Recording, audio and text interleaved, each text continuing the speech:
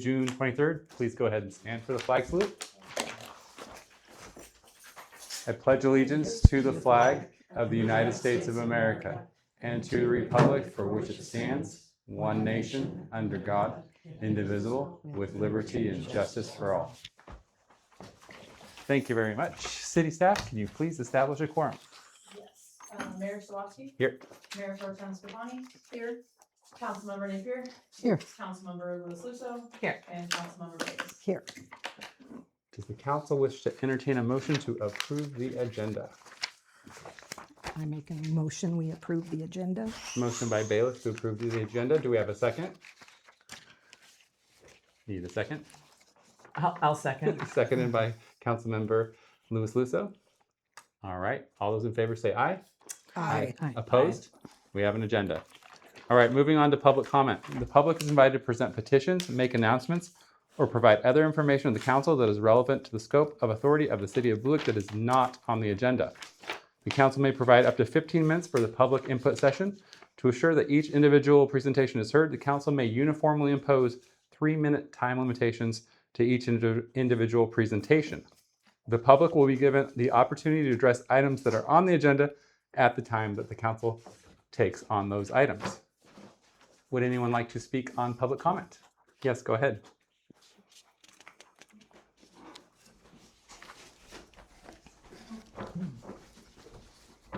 Good evening. I am Stephanie Dickinson. I'm a 30-plus year resident of Blue Lake, and I'm here tonight representing a group of property owners in the K Street neighborhood and to request your assistance in the management of a nuisance property located at 5th and K Streets. I have a short letter from the property owners that I'd like to read. I also have a copy of the letter for each of you, along with some pictures that serve to illustrate the severity of the problem. I can hand those out if that's appropriate, or I can email them if that's the better way to go. You can do both if you'd like. Okay. All right. So, I'll pause the timer just for a moment. thank you. Appreciate that. Yeah. Sure. Thank you. Put it on your giant stack. Thank you very much. Okay, Thank you. Now, one of them is having trouble with the staples, so just be aware. Nope, that's good, thank you. I'm going to restart your timer now. Thank you. Yeah. Dear council members and city manager, we are writing to request your assistance in managing the overflow of trash, collected items, and inoperable vehicles located on the street, sidewalk, and at the residence of Lynn Rose and Russell Seda, located at 540 K Street in Blue Lake.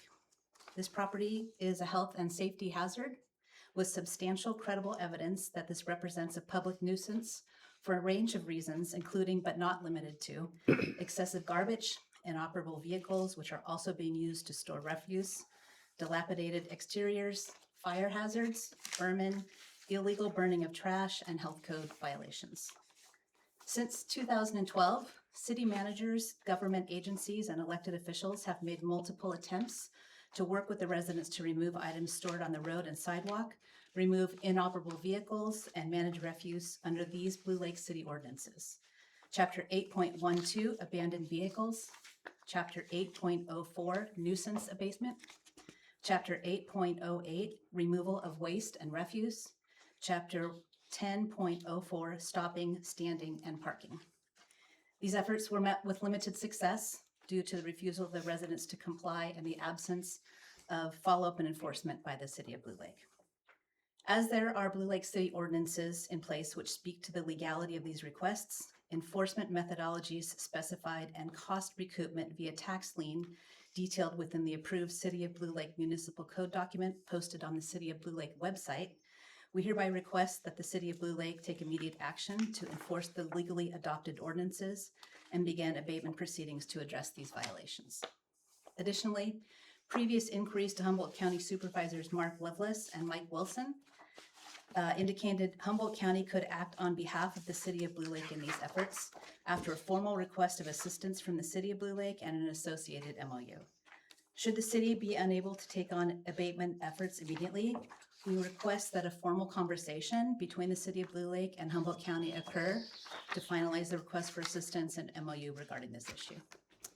We further request this issue be added to the agenda for the Blue Lake City Council meeting on 7/28/26 for discussion of progress regarding this issue and next steps.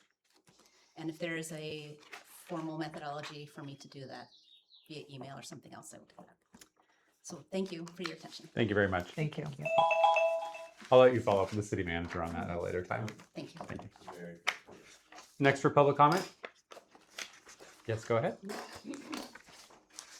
I just, since I can't read all of these, I'll just give you this for public. Sure.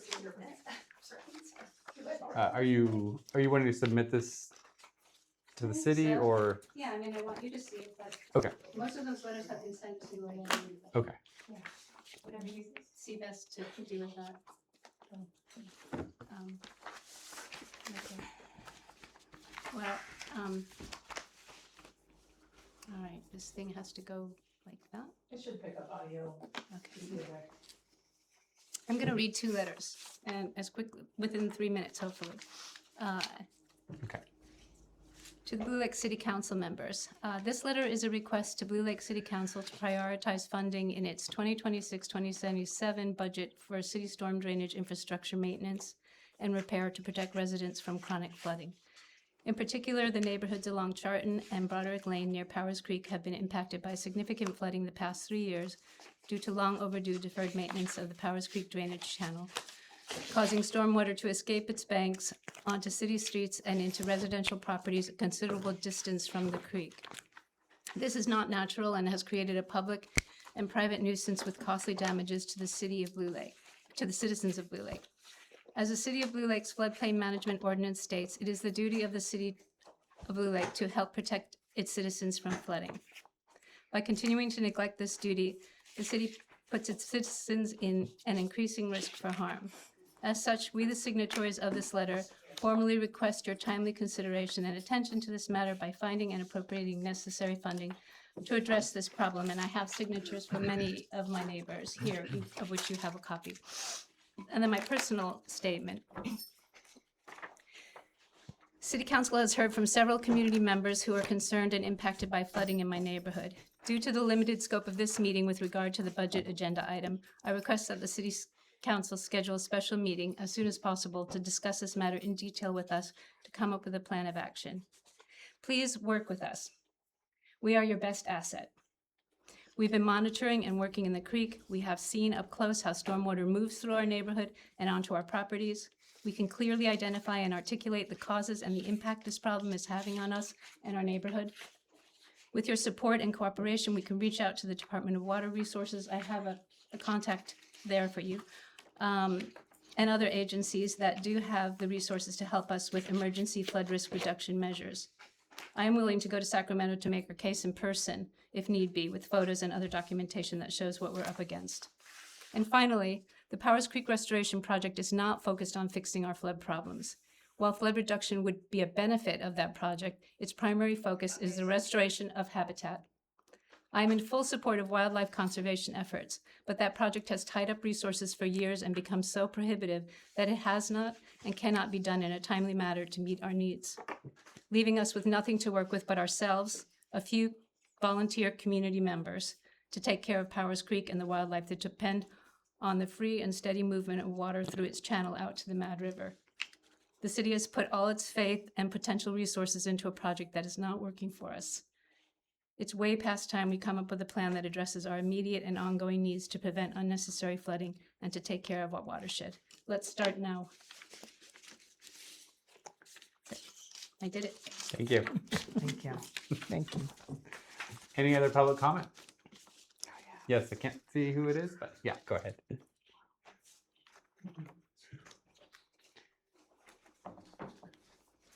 Hello, everyone. My name is Jan Henry. I'm a 30-year resident of Blue Lake, and I used to run the park for 9 years back in the day before I went up to HSU and continued my recreation career.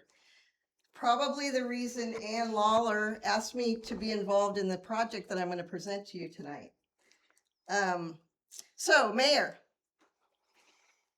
Mayor, council members, staff, and the members of our community. Tonight, I am honored to present a remarkable gift to the city of Blue Lake on behalf of the Brunson Family Fund. The Brunson family believed deeply in community. This would be really helpful.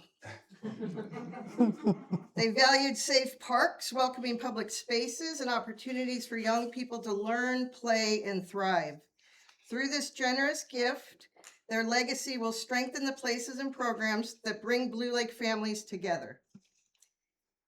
This $402,000 donation to the city of Blue Lake is an extraordinary investment in Blue Lake's parks, recreation programs, and the children who represent our future. It is proposed with this money that $150,000 be dedicated to completing the bike park, $50,000 to improvements at the skating rink, and the remaining $202,000 placed in an endowment. The endowment is expected to generate approximately $10,000 annually to support parks and recreation for years to come. By balancing immediate improvements with long-term funding, this gift will benefit Blue Lake residents well into the future. So on behalf of all Blue Lake residents and the generations of families who will benefit this generosity, we extend our sincere gratitude to the Brunson family estate. Their vision and kindness will create lasting opportunities and memories throughout our community. It is my honor to formally present this $402,000 donation to the city of Blue Lake Parks and Recreation. May we use it wisely to enhance our parks, expand recreation opportunities, and invest in the well-being of Blue Lake's children, ensuring that the Brunson's family legacy continues to make a positive impact for years to come. Thank you. Thank you.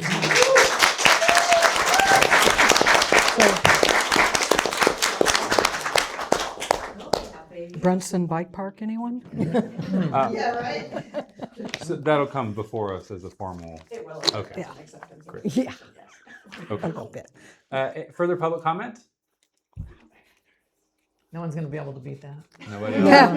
That's why I went last. All right. We do have Oh, somebody. Julie, go ahead, please.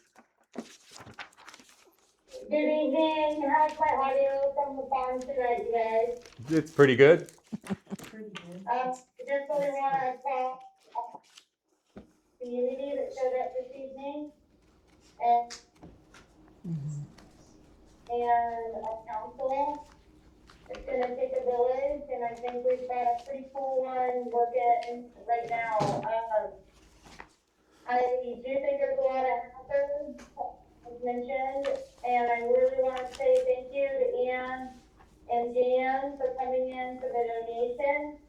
I think it'd be really appropriate for us to meet with our council and perhaps like a closed session where they can discuss maybe with their ad hoc that we developed with the to just discuss some of the finer details with where the donation and speaking with Jenny a little more formally about how we're going to receive that funds and actually where we're at with the bike park sitting for engineering and just the technicalities of everything. And so going back to hazards, I don't want to be the doomsday later. You all know me.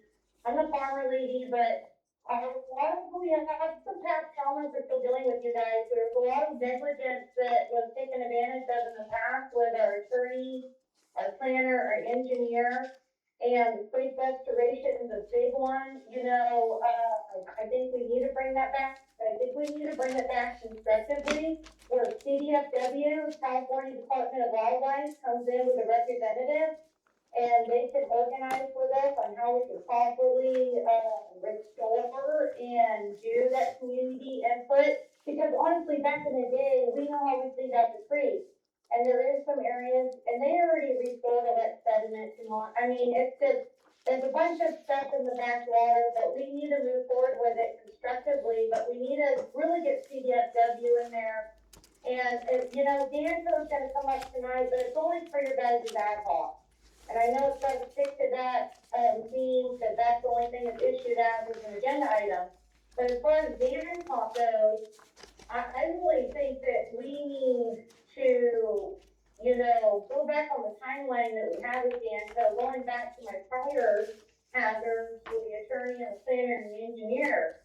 I mean, you guys are getting so much built at you right now, it's ridiculous, and please, community, have faith in them.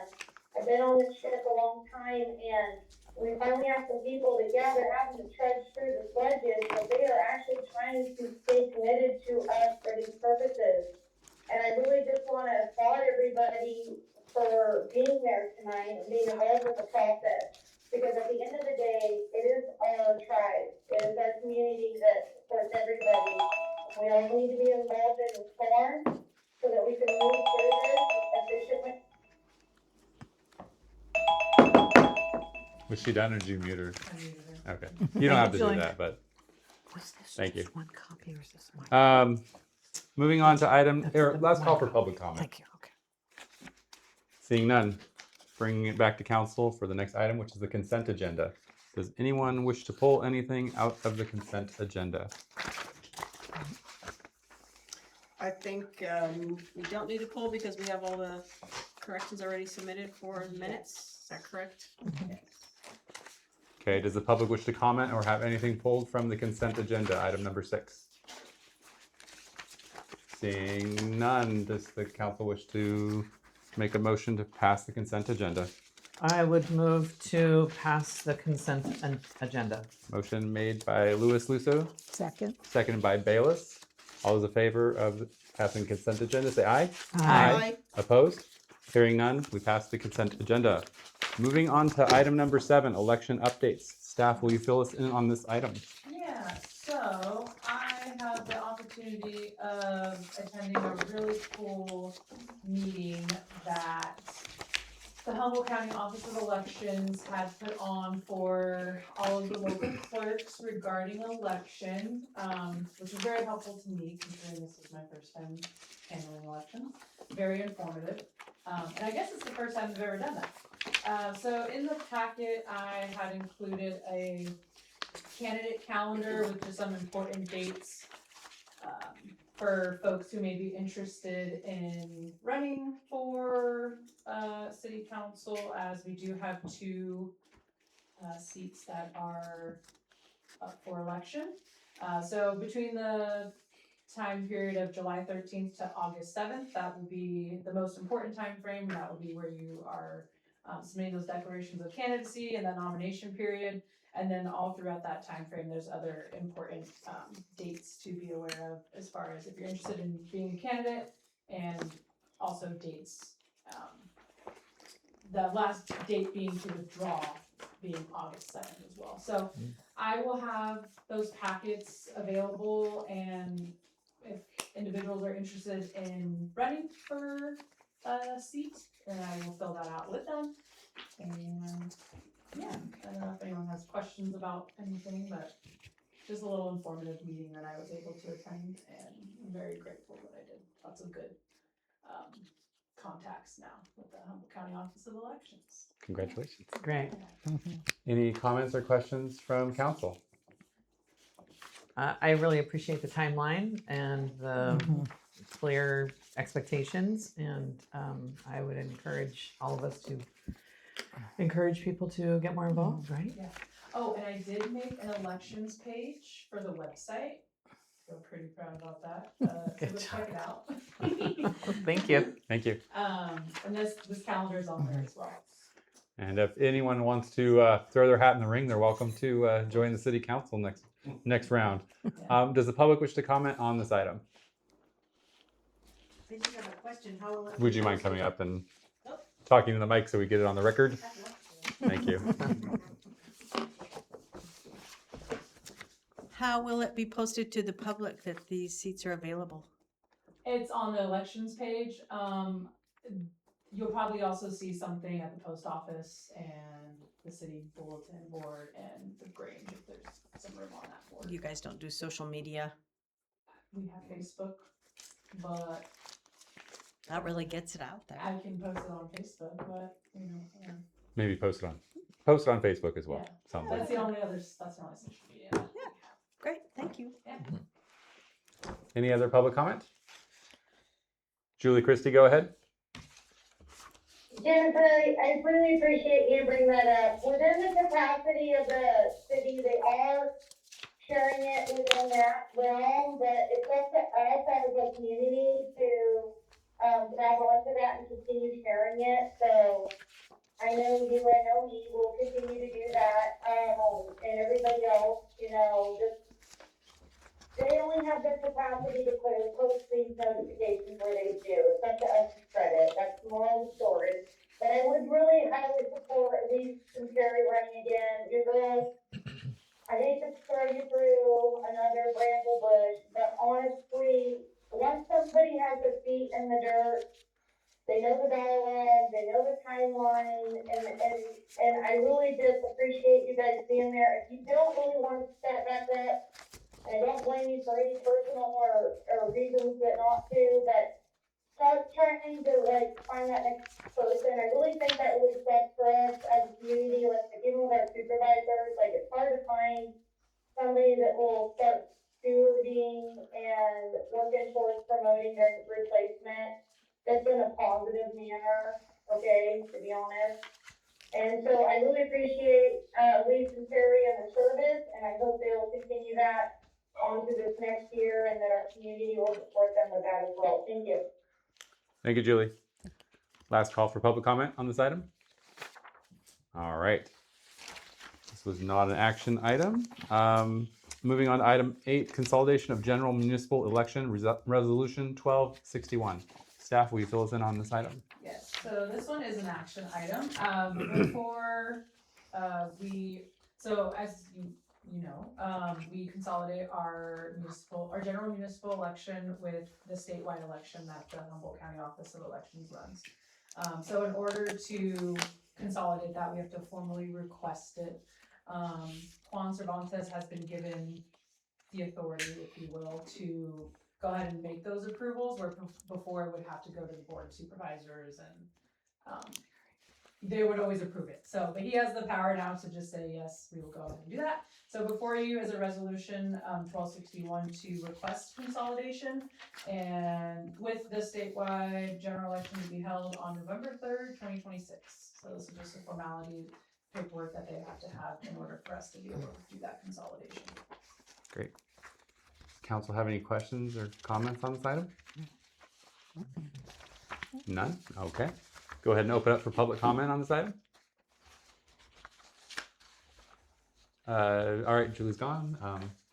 Julie, just confirming you did not want to speak on this item? Your hand went away. I concur with the staff recommendation. Great, thank you. All right, let's bring it back for a potential motion. I will move that, Resolution 1261, a resolution of the City Council of the City of Blue Lake requesting consolidation of the general municipal election with the statewide general election to be held Tuesday, November 3rd, 2026. Motion made by Scafani. Do we have a second? I'll second. Seconded by Louis Lisson. Now, is this a roll call vote or is this a yay or nay? Roll call. That's a good question. Because it's a resolution, it's a roll call, yeah. Mayor Slawski, Aye. Mayor Pro Tem Scafani, Aye. Councilmember Napier, Aye. Councilmember Louis Lissow, Aye. and Councilmember Bayless. Aye. All right. Moving on to item number 9, Hill Construction Proposal for the Power Plant Fuel Removal. Staff, will you fill us in on this item? I will attempt to do so. Oh, she doesn't have a mic. Oh, sorry. I didn't wear this last time, it didn't bother you. So my expectation when I put this together was that Mr. Hill was gonna be here to make the presentation himself. Okay. So I will do the best that I can to try to outline what he's told me. I went ahead and printed out for you, it looks like this, it's on the dais, what he said to me. and give you a little bit of an overview. He has come up with some companies that are interested in purchasing the fuel that is at the power plant. He's come out and he did a testing of a small amount, he came back out and got a trailer load, and then he's coming back out to get a whole dump truck load to finalize the testing on this. His plan is to run 2 trucks a day, and he wants to lay it out in the locations that are on this front sheet here where you see the orange lines. And that may not be exactly where it ends up in light of the fact that we're doing green waste there and the incinerators there. But the idea is that he's gonna take it with the front loader, he's gonna spread it out and let it dry, and then he's gonna come back and pick it up in trucks, and he's gonna haul it out at 2 trucks a day. I tried to get him to estimate for me based on his guess as to how much volume is out there, how long that would take, and it sounds like it would be years at that rate. It does have the potential, once he gets going, for additional people to sign on and want to be able to use the material, and so it might escalate as things go forward. His request is that we go ahead and set up a contract with him so that he can go in there and do that. I have talked to Sierra about it, and I have a list of what they want for insurance from him and their concerns, and I wanted to come to you and see if you had an interest in this before I spent the time having Ryan put something together that's a contract. I think if it's something that you're interested in doing, Ryan and I can probably create the contract and go ahead and move forward with Mr. Hill directly without having to come back to council. But I'm not sure how you feel about starting this process of removing the fuel pile. Questions? All right. What is it that he's going to be doing with the fuel pile? He's gonna be loading it up into 20-yard trucks, and he's going to be hauling it to other plants that will use it. That have committed to using it? Is That's it what it pending says. the findings in the testing that they've already pulled, or? So my understanding is that they've made some level of a commitment based on the first 2 sets of tests that he ran, and that the last one, did he come get that dump truck load? Not yet. Not yet, okay, cause he just called, that's kind of like his last one, and then as soon as he gets that, they're willing to sign on, and he'd like to sign up with us and start hauling, of course, as soon as possible, because it's warm and dry, and this is the best time of year to do this. So he'd like not to drag this out until the end of July or August, where we basically used all of the summer. That being said, he only approached us a couple of weeks ago. So, And then with the hauling and moving to other sites, is this going to be, is there going to be a fiscal kind of MOU that's going to be involved with his I would- hauling? Yeah, I'd foresee it being more along the lines of like a contract that you would have with a contractor. Probably not that extensive, but definitely where it lays out what he's going to do and what his liability is and what his insurance is gonna be, and that the city isn't paying him anything, and what space on the property he's allowed to use. I mean, there's a lot of details that need to be hammered out in an agreement. I don't think an MOU is sufficient, honestly. Okay, interesting. I mean, yeah, contract, that would have been what I was, meaning. I was just wondering if there's gonna be like selling it to others, and if that was going to make it more complex for us to have a contract. Not to my knowledge, but again, I have not expended any of Ryan as a resource. Okay. Okay. Just little thoughts in my I head, know. seeing this for the, okay, Yeah. okay. Any other questions? Yes, go ahead. Dick. So I'm just wondering if we were looking at it, seriously considering it, then under that contract, do you think there would be something like, if he's not performing at a certain rate or things really get bogged down, that how? I think we could attempt to do that. I think part of what's a really big unknown on his part is, as he gets farther into it, how much of it is sopping wet, how much of it's just a little wet. It feels like with what we would know going into it, it'd be hard to make performance standards that were really Okay. specific. Mhm. But, and if there's a point at which if he's just not making enough progress, we want to move on with something else, we could write that into it.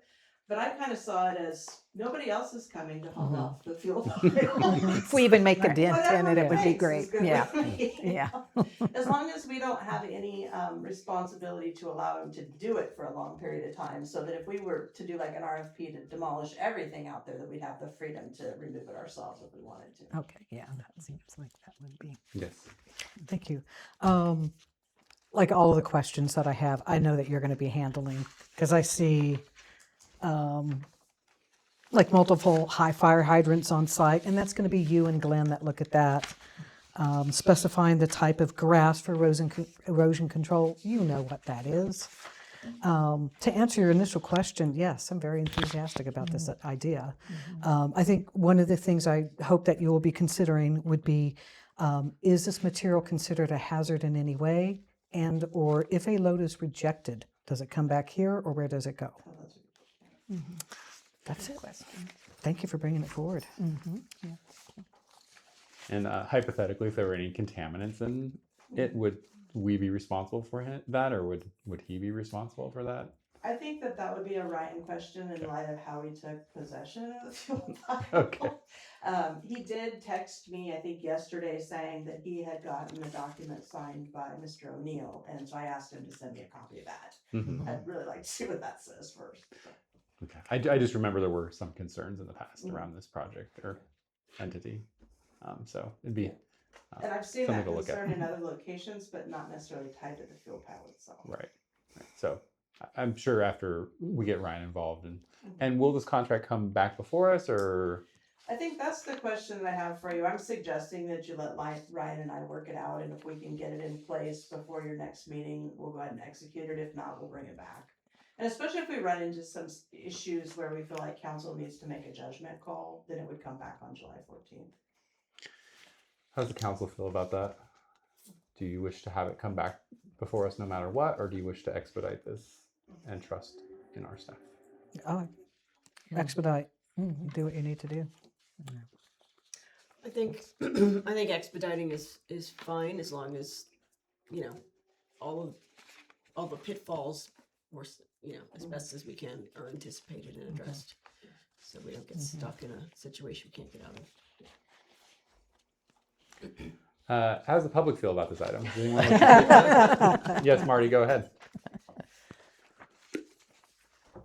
I may not have heard you, but is the city going to pay someone to come get this, or are they going to pay you to take it away? I mean, No, nobody will be paid.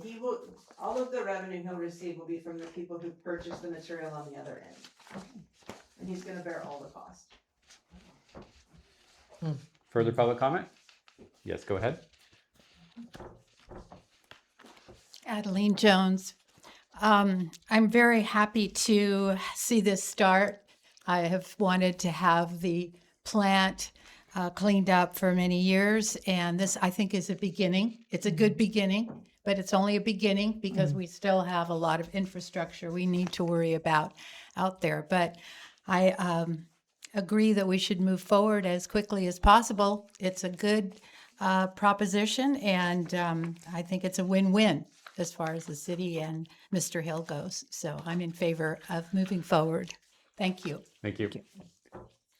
Yes, go ahead. I'm Tom Tatus. My only question is there a full-size log still on the deck? And are they going to haul them out, or are they going to chip them? Because when we had, when they were chipping before to make that, they were doing it next to the property. I had the property across the street from the brewery, and I think that I think you're allowed up to about 120 decibels, being zoned heavy industrial. And when they measured that out, when we were working that, it was hitting up with 140 and 150. And so the chipping's loud. And I know that's an issue because when we were talking about the battery packs being out there, people were really complaining about it being over 90. And so you might have a little bit of issues on that. But those are full logs, and if they're going to be chipping on site. Okay. Thank you. Further public comment? Julie, go ahead. Sorry guys, I'm shuffling sheets in my pig. Is my audio still okay? Yeah. Okay, I hope it is, because I do appreciate my public comment, even as Eugene is having a fit. Here's my thing with the power plant. It's great to have somebody coming back that has already came into our management. I do think it is probably management's authority to delegate how we move forward with anything with that, because in the past, it was the mayor and management saying they had bigger and better ideas and they weren't gonna continue our lease, and here we are. So we gotta start from the bottom up at this point. I appreciate these guys coming in. I would set something up with them that is first come, first served. So if somebody else wants to come in and remove the items or be a participant, I think now that the atmosphere has changed, you're gonna have more people coming back that will listen to that, and I'll let you go. And please tell me my thinking. I'm sorry. All right. Thanks, Julie. Thanks, Julie. Last call for public comment. All right, bring it back to council for consideration. Any other comments or questions? Yes, go ahead. Do we have any idea of what volume of actual logs are out there? My understanding from what he said in the limited investigation that he has done is that he hasn't found anything nearly that size. He did say that there were some pieces that were like limb size, and he was gonna be sorting those out and separating them to some extent as he lays them out to dry them. Okay. But who knows what's the miles 10 feet deep, probably. Wow. I'm just a little wary of this project because it's like, well, there's always an emergency. It seems like with these contracts that keep coming forward. You have to sign now. We've got to do this thing, and then there's always a caveat at the end. So, I would like to personally see the contract before. If the council wants to approve it, tonight that's fine. But I kind of am curious what the contract will look like, and I'm not overly concerned. It would just be like, what's going on exactly. I just want a couple exit strategies that aren't going to cost us a bunch of money later on. Because And if you have exit strategy ideas, please email them to me. Okay. More exit strategies are better. Okay. And do we wish to entertain a motion or any further comments? Well, I'm wondering if you're not feeling comfortable with staff doing this, if you want to create an ad hoc committee and give yourself an opportunity to review that. Do you feel we need to create an ad hoc to like look at it, or? Not necessarily, it just seems like you're not comfortable. No, we just keep running into the scenario over and over where there's an emergency and then there's financial liabilities later on. Well, we do So- have an ad hoc. You do We have have an it. ad Oh, that's ad right. hoc. Yeah. We have an ad hoc for the Yeah. power plant site, so potentially, Michelle and myself Is that okay? That's who this is. could look at, and I think John and I were an ad hoc at some point for contracts. So, so either of those would apply. How does maybe if you guys wish to entertain a motion that includes having a quick review by the ad hoc, and if there's no concerns, then just move it forward and not have it come before council if time is of the essence. Right. And Okay. it's my opinion that if it takes as long as it might to create the It'll contract, come back. It may come back anyway. Okay. Do we wish to just have it come back anyway if there's not a substantial delay in our next meeting, or do you want to just have it go ahead and move forward? So the 14th is 3 weeks away. Yeah. Correct? I would be interested in having an ad hoc, just review it so it doesn't have to come back to council. If you can get it done before then, so they could just give the input, I would feel comfortable with that. Okay. I would actually like to have the ad hoc attend a meeting with Ron, Hill, and myself and be a part of that process if they're willing. Michelle, do you think you can facilitate that? I know you have a busy agenda generally. I could certainly work on it. So we could potentially do that, seeing as we sort of have two ad hocs to choose from. We could potentially try to get a meeting Sure. going with the power plant ad hoc, and if Michelle's not able to attend, we could shift it over to the contract ad hoc. Who is John and yourself? Right. Okay. Yeah. Yeah. Do you want to see it, John? Do you already have it drawn up and everything? Oh, no. No. Okay. It's okay. Just wondering if you want your ad hoc pick. That's my question. If I want to pick the ad hoc? No, if the ad hoc you're on, if you prefer it to be that because you want to be involved. No, it's not that I want to be involved necessarily. I just want, yeah. Somebody. I think the somebody is good. All right. Do we wish to entertain a motion? I would move that we authorize city staff to create the contract and to move forward with the involvement of the power plant ad hoc member Michelle and myself. Motion made by Stefani. Do we have a second? Second. Seconded by Councilmember Bayless. All in Aye. favor say aye. Aye. Opposed? Hearing none. You have direction. Thank you. Moving on to item number 10, the car show donation designation. City staff, would you like to fill us in on this item? Yes. Did that also mean this? Hi, everyone. Hi. I'm here tonight on item 10 to ask for your consideration as we've been collecting our car show sponsorships for the specific purpose of using up to $4,500 of revenue generated through our sponsorships to pay for a drone survey, a topographic drone survey of the bike park. This would give us some structural documents to view the contours of the park and actually have something to work with. That's legitimate. With how the landscape's changing, I think it's an important document for us to get in order sooner than later.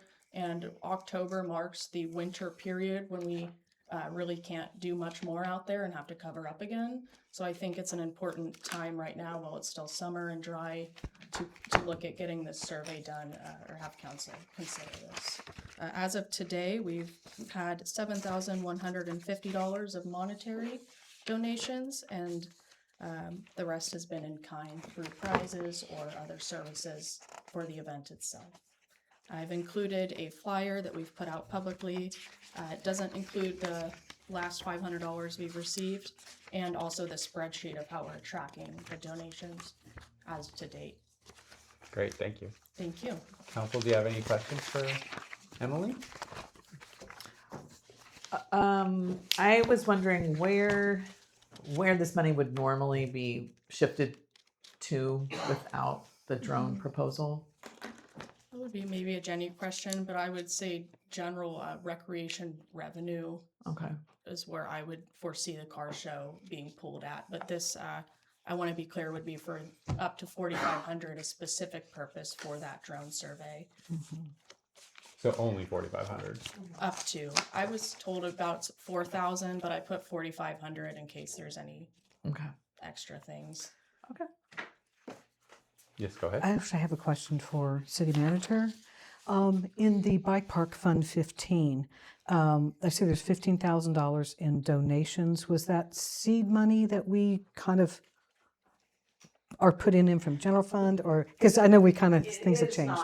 Okay. The way that the budget's been structured is I laid out in there the expenses that I thought we would hopefully get donations for this year. And I put an opposing entry into donations, knowing that the way that we're adopting the budget is you can't spend the money in expenses until the revenue's been received. And so it was just a balancing number. Yeah, okay, thank you. Other questions? Emily, I just want to ask you personally, you don't see those funds being utilized in any other portion of Parks and Rec? More needed in another portion of Parks and Rec before it went to the bike park? I think, of course, there's always things that we can put it towards with the bike park, with the weather, how it is now. I think it's in our essence with the infrastructure that's already out there to be able to evaluate whether it's usable, the actual park itself, but also as the weeds continue to creep into the asphalt, I think time is of the essence to try to preserve it if it is usable. Yes, go ahead. I just was gonna add, one of the things Emily and I have talked about is that having the aerial topographical survey will be very helpful in trying to interact with the community as we go out and do outreach on what do you want this area to look like. Not having something that shows what's there and where does the edge of Danco's project start and stop and where are the things makes it really difficult when you're out there to know, like an overlay of here's the water line, here's the sewer line. And so for me as an engineer, it feels essential to have the survey completed before we go out and do that outreach that's necessary to be able to do the grant application. And so as we were talking about milestones and how that grant's gonna work, getting that survey in place really is the first step. Sure. Yes, go ahead. I was going to wait for after public comment. Okay. Sorry. And SHN had mentioned that who's doing the survey work? So SHN is willing to do it for the 4,000. That's mostly all of the work that's going to be done by the engineering staff is a donation. The only thing that 4,000 covers is the actual drone survey crew coming out, doing the work, overlaying it onto the property corners and things like that the surveyor needs to do, and then Mike and his crew will do the rest of it for free.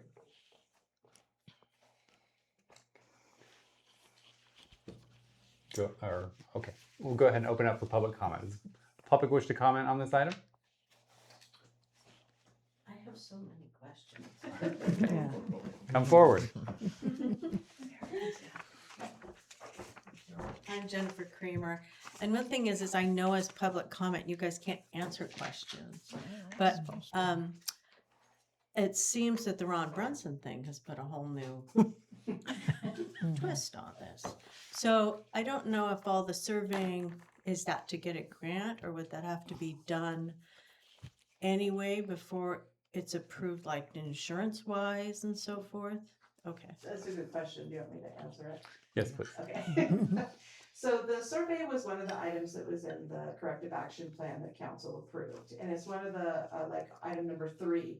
And it's a precursor to being able to evaluate what was built out there compared to what was approved so that we can figure out what permits are necessary. That's all going to be necessary to be able to do the grant application and or to use the Brunson Family Trust donation as a matching fund towards maybe even more money. And so we're trying to get ourselves into a position where we have information to be able to put together the best applications that we can. There's actually another item coming next that's also related to Sean's back there chopping at the bit. There's a lot of moving pieces and things are happening really fast right now and changing from one day to another. Okay, well, I'm glad to hear they're happening fast. Thank you. Any other questions, Jennifer? You have a minute and a half. That's it. Okay. Any other public comment on this item? Yes, Adeline, go ahead. Welcome back, by the way. Hi, thanks. Adeline Jones. I think that what we need is an overall view of this property, and I think that's great. Traditionally, the car show and the whole event that Glenn Bernard has been doing now for many years, the Bill Nessler Car Show, went to Parks and Rec, and a lot of it was specifically for the Park and Rec program in the summer. And we don't have that, as I understand, this year. And the school has got a program going on there that's very popular, and it took a lot of children away from us last year, and so there wasn't a need for it, which is good in many ways. So I think this is something that, in light of what's happening with the Brunson donation, which I heard about earlier today, I think we still could use something like this. And it is in the spirit of the car show to have it go to our Parks and Rec department. And I know the Brunsons were always big supporters of the Park and Rec department, especially the summer youth program. And so this is a good way to be with the children, and that's who's going to use our bike park mostly. So I think the spirit is there. Thank you. Thank you. Last call for public comment. All right, bring it back to council. Yes.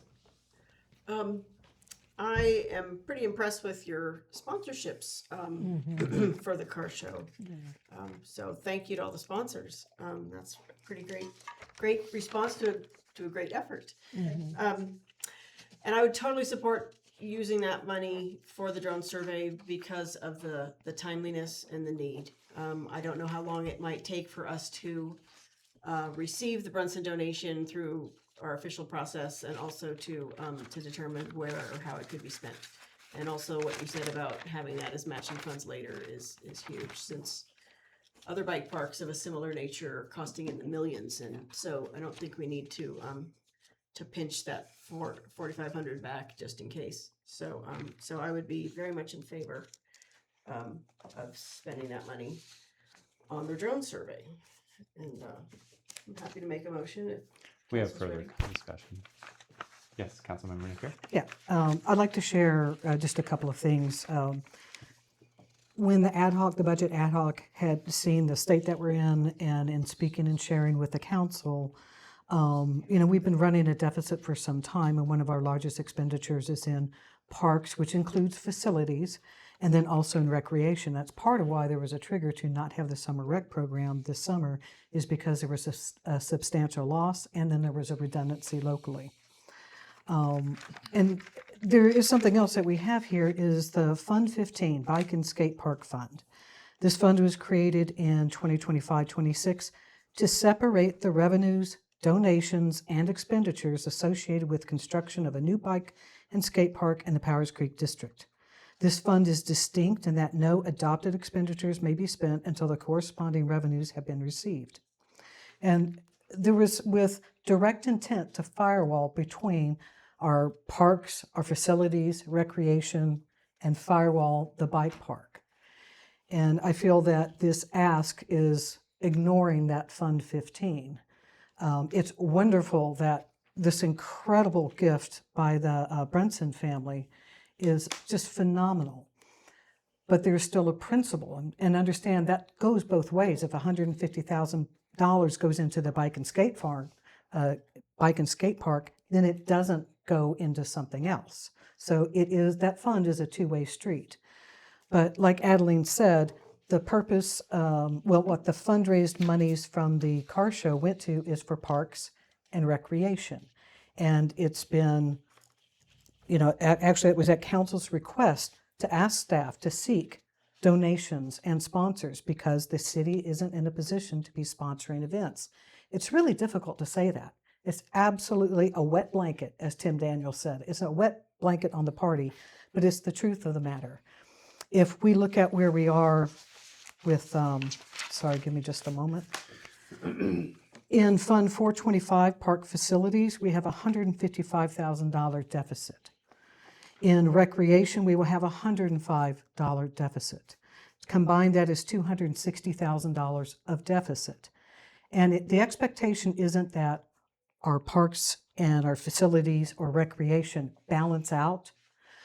But if we consider that these are coming out of the general fund, and the general fund is also where we might be getting money for drainage, for capital improvement plans, for a lot of other changes, then we also have to consider how we spend that money.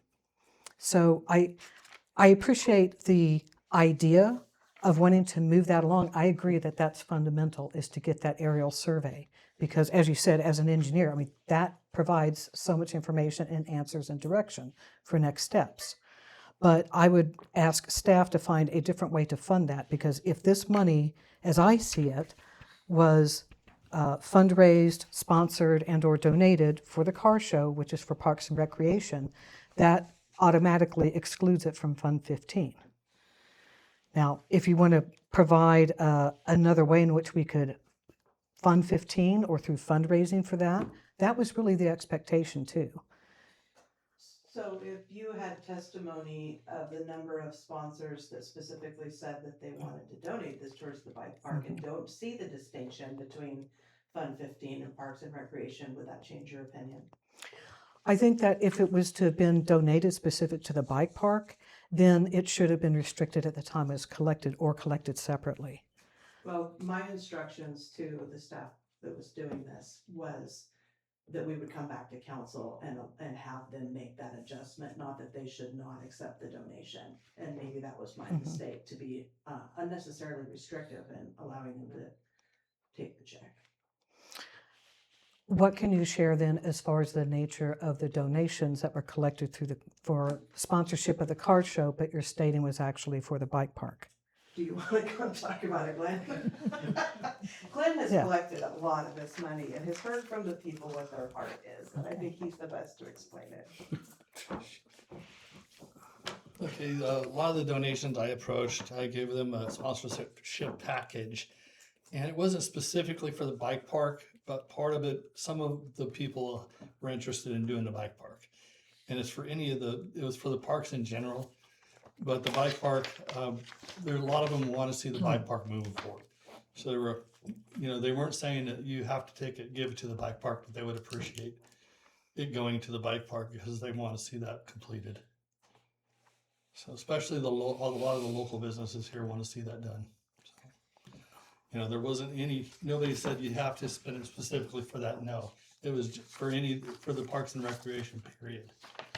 And so a lot of the community supports our parks. They like how we take care of our parks. They appreciate our parks, and they want to see them to remain. You know, they want to see the parks stay the way they are, but they also want to see the bike park being completed. So if that answers anybody's question. And we still, I wouldn't say we're done collecting. We still have more coming in. And so, you know, like I said, I haven't specifically said anything specifically for that. But a few of the larger donors were pushing towards a bike park. So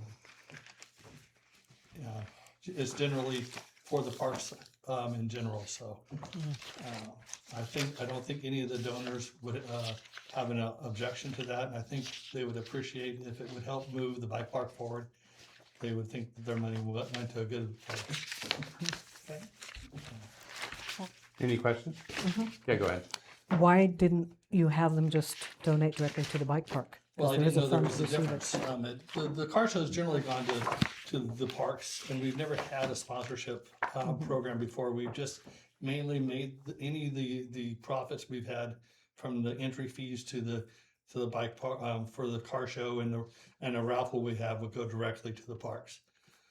This year we wanted to raise a little extra money for the parks because of the situation the city's in, and a lot of our local businesses support that and have supported us through those donations, so that they have the sponsorship for it. So. Additional questions? Would there be any way, Jenny, as any donations are moving forward, or even if you know of people who they were leaning towards that, but since Well, this is I know all the donors. I could call them specifically and ask them if they would wish this to go to the bike park, or if they would wish it to go to the general fund. If you'd like me to do that, I can make that phone call and find out how many are interested in for the bike park. And that park can be moved over to the fund for the bike park, but it'd take me a little bit of time. I know most of the donors pretty well, and so I mean that's not impossible to do. So.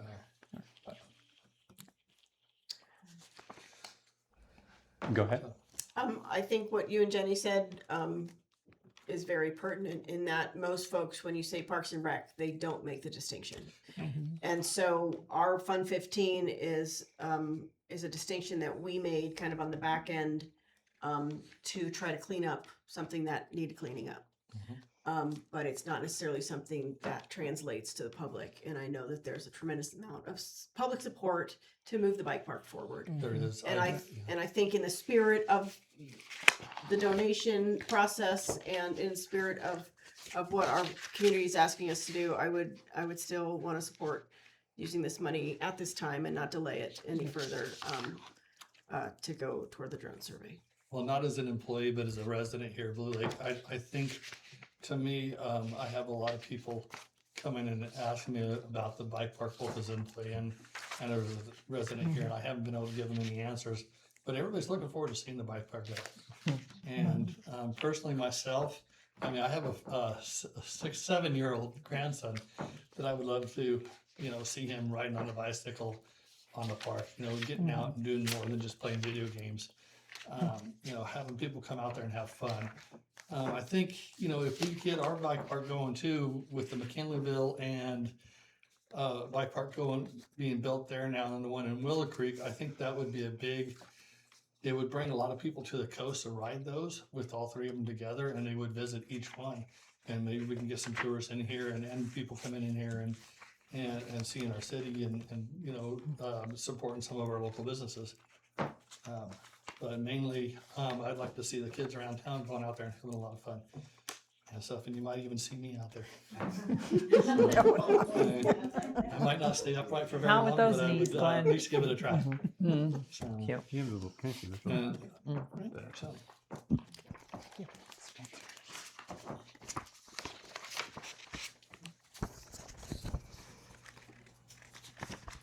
Any other questions? Question for Jenny. Sure. Do you see a different path that could be funded not from this donation, or not from these donations? I do not see a path for it to be funded in a timely fashion for us to be able to do the public outreach that's necessary to meet the deadline for the grant. And that's my biggest concern. Is the state Parks per Capita program has been really good to this city, and they like us because we've been very effective at doing the projects and efficient at turning in our paperwork. And so I think we have a good likelihood of being able to get some money from them. But their process it has like 4 community outreach requirements prior to the application. So we don't have time to wait for months and months to try to trickle in small donations at a time. That's just my opinion. When is that grant due? Well, they have a draft out, but they haven't set the deadline for the final. Okay. We're guessing September. Yikes. Okay. Fingers crossed we have that long. So I'll just go ahead. One follow-up question. Is there a different way, and I mean, this is a matter of not just principle, but, there was clear intent in establishing Fund 15. And it's unfortunate that it wasn't clear to staff collecting it that there's a difference and that this was going to Parks and Rec, not to the bike fund. We certainly want to disappoint people who thought they were contributing to the bike park and have it not go to that. That said, is there a different way, a temporary loan or something else? I mean, even within the fund, it says we can't expend that money unless we have it. So what other ways could money arrive there without being pulled from Parks and Rec? Well, just so you know, we do have $7,150 that's been also in cash, our check for that in donations right now. That's cash. And so we've already received all that. I think as Glenn said, I mean, if people felt like they were donating towards the bike park and you guys don't want to allow them to put that money towards that, I think they should be given the opportunity to be given it back so they can donate to the bike park. I mean, to me, it seems, I think that you're creating a distinction that it just isn't there anywhere else, as Elise says. And it was a way of tracking this financially and controlling this. It wasn't Fund 15 is a part of Parks and Rec as much as anything else. It's not like it's got some magical designation. It's not truly a special fund. It has no restriction on it. So I'm not going to let Councilmember Napier hang her neck out here. There was very specific guidelines put in place for this fund because of major conflicts of interest that were occurring with that bike park. I believe the same entities are donating to this to, continue the process, and that's great. Let's donate money. Let's get the project done. I'm just saying she's beating around the bush, trying to, obfuscate what the problem is. And so, I'd rather not air dirty laundry in public again. But there were major conflicts that were occurring with entities who are now re-involved in this. So I'm not going to let her hang her neck out there on that. So she does have real valid objections to how this is moving forward. That being said, I don't really want to hang up moving this forward for $4,000. And I know that so I'm just not going to let her, stick her neck out there and pretend like there's no issue. So can I ask a question? Sure. I feel like what I'm hearing from you is that the staff should not accept any money from anybody for the bike park in any way without getting council's approval first. That's not what we're saying, but we had clear conflicts that are now reemerging with entities that are doing the survey work. Whereas before, for example, the city engineer failed to notify the city about the rescoping of the project when they knew full well what was going on up there. So now we're having to deal with the consequences of that. Internally, we talked about that, and internally we decided that that entity could no longer be involved in the bike park process. Do you want somebody else to do the survey? No, I'm just saying, if it's that's just an option, if there really is. If it's level just of the angst. survey, there's no angst. I'm just saying in the past we have set criteria to make sure the same scenario did not play out again. So again, I'm willing to move forward and just receive this donation because it's just a donation of $4,000. But I'm also not going to let Councilmember Napier stick her neck out there and look like she doesn't have valid concerns. That's all I'll say. And I would agree with that as well. I mean, I think that was kind of the intention. And again, there isn't anything here that is, we've all been trying to move this on, and it isn't about angst. It's just about being clear, you know, everything from honoring our resolution on how we accepted donations and what's happened. We were just trying to clarify it and make it align with the city and with the resolutions, and those are legally binding. And so, you know, I agree that that was our concern, and that was the reason why we were asking for that. So I don't think there's no malice about the bike park. And even if, you know, we went to people and you're aware that they wanted to donate to the bike park, I'm certainly okay with having them change the scope of that, or you know, go ahead and move on this, because I do think it's important as well. So I don't think there's anybody up here who's saying we don't want to assist the community in our bike park. It's just what we are trying to do is set up a process where we're all following what's designated, because, you know, none of the donations came to the council for approval before. And we didn't even know what was being donated, and we were trying to set that all straight and make sure that it's done by the procedures that have been adopted by a previous council, that we continue to follow it. And if, you know, if we're not comfortable with that, then we could move to change those guidelines and rewrite those resolutions. But for right now, that is what we have. So, Councilmember Napier, do you think you, go ahead, I'll let you speak. No, you had a question. Do you think you'd be willing to accept, like, just move this forward? Because I'd rather not get stuck too long on this right now. A one-time thing, since the funds that were supposed to originally go to the drone survey went to GLJ Construction instead. Do you mind if this one time we just move this forward and get the survey done so that we can get the grant done? My preference would be to just simply untangle it so that those who wanted it, specifically the bike park, do it. And I would ask that staff in the future, when you're doing fundraising, be clear on what you're fundraising for before going out to the public, and have alternative funds that they can donate to if that's their preference. You know, it doesn't matter how I vote on this, because I think it'll go a different way. But I think it was so clear why we created that fund. And there's the very real opportunity cost. Even if it's only $4,000, I mean, Jenny fought tooth and nail just to get us the budget where it is. And we have so many things still that we aren't able to do for the city. And that comes out of the general fund, which is where these monies come from ultimately. So that's the path that I'm following. Okay. Thank you. I have a suggestion. Would it be any more palatable if Glenn went ahead and went back to the donors and asked them to earmark their donation, or asked them if they wished to earmark the donation for the bike park? The folks that talked to you about the bike park. I can ask each one. I can make phone calls. I think, you know, they wouldn't, I don't know exactly what they would say. It was mainly for the donors. It was for the parks department in general. And I know a lot of them were saying, well, is the bike park part of that? And I said, well, the bike park's part of the park system. I never, had any inkling that this was a separate thing. I believe that it was all together as parks. We have many different parks. We have the Tot Lot, we have Town Square, we have, the main parks and stuff is all part of the park. So I didn't think there was a different part of that. So. Well, I'd like to make a motion that we ask, that we move forward tonight with the caveat that we're also going to ask Linda to clarify with some of the donors. And so that at the very least, we have some clarity on the intention of the donors to give money toward the bike park. And that way we can move forward with everything and meet all the deadlines, fingers crossed, and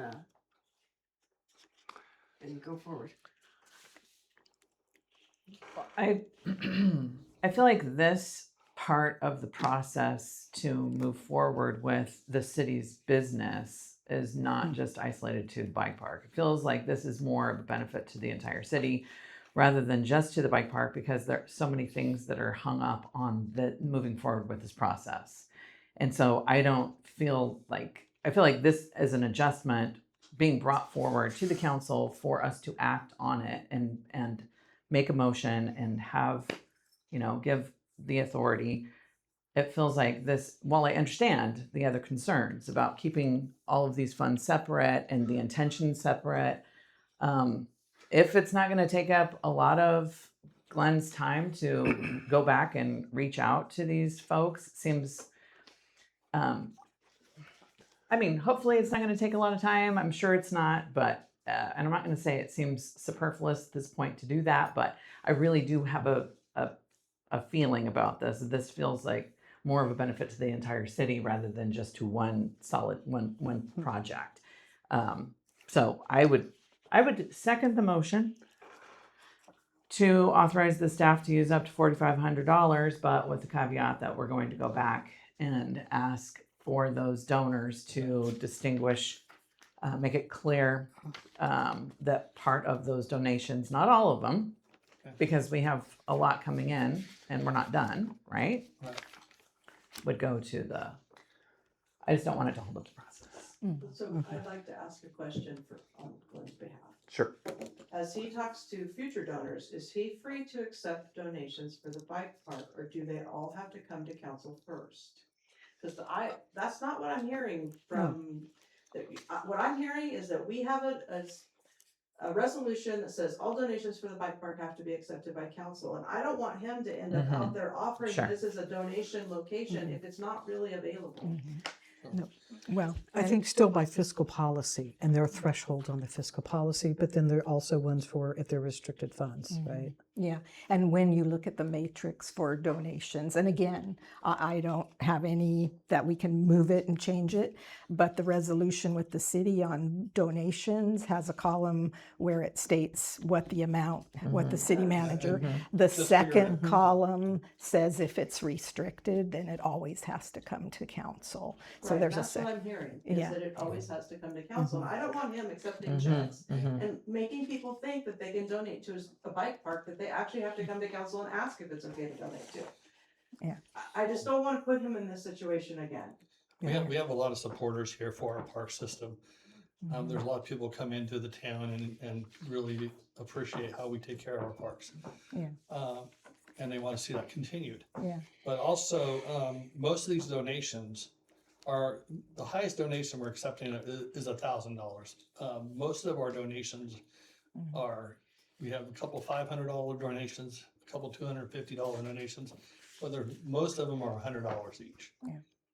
And so, a lot of people are just giving what they can and stuff. So, To be honest, just my opinion. At this point, we've set a threshold of what was it, $4,500, right, Emily?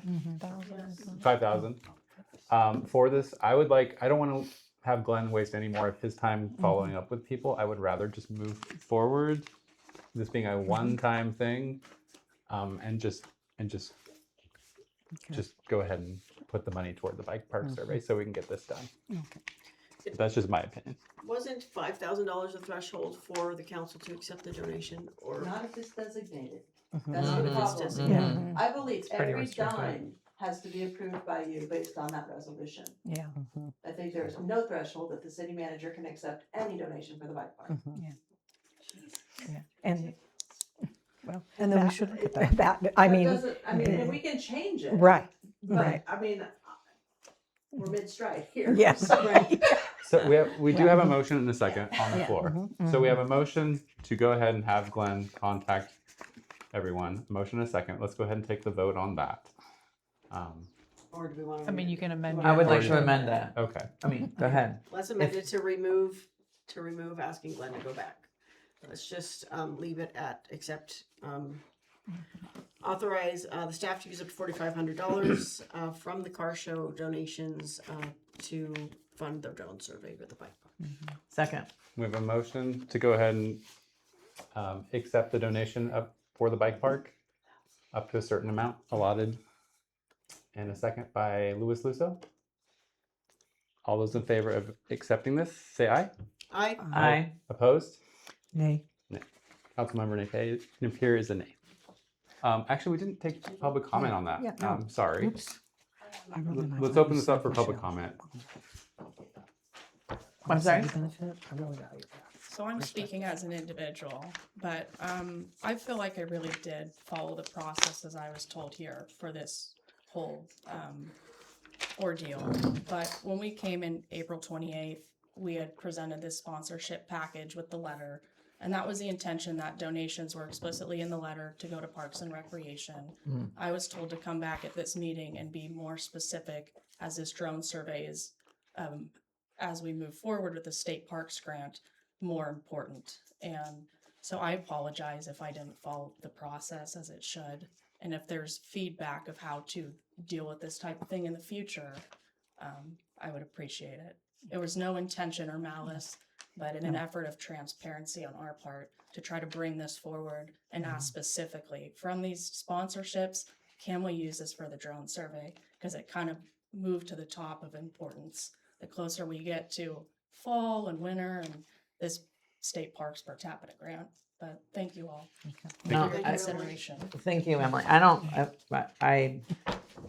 I think that the idea is fantastic. I'm really excited that you brought it forward, and because of the complexities of the other issues, that's just kind of how it came out.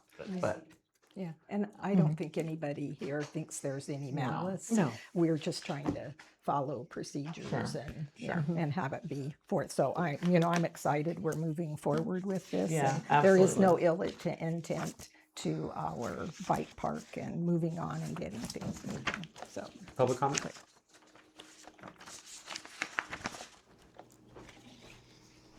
Jennifer Kramer again.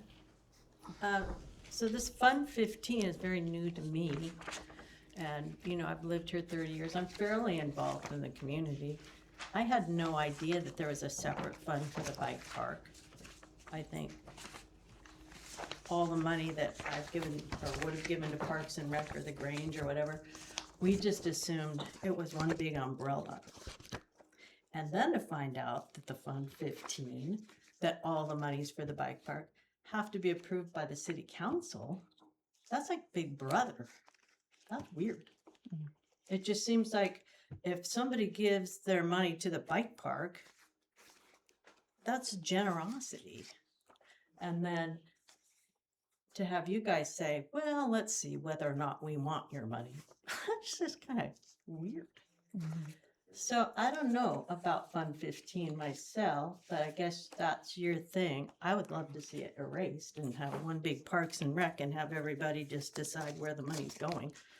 But yeah, Fund 15, odd. Thank you.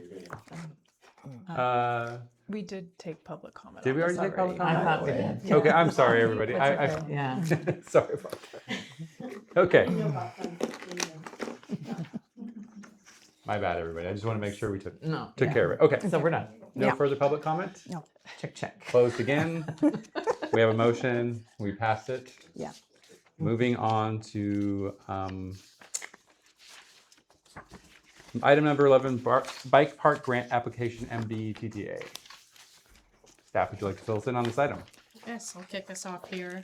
So in our staff report here, we'll see that our first round of our Arts in California Parks program has moved forward, and a 38-member proposal committee has decided to move us into the full application round for this grant, which is due June 28th of this year. June 28th, as in like this Sunday, I'm pretty sure. Because I know this is my birthday. Happy birthday. Yeah. And so we're asking for City Council's consideration tonight and approval with the support to move forward with this final application of this Arts in California Parks grant. We do have Sean behind me here from MBTTA who will help explain the grant more in depth.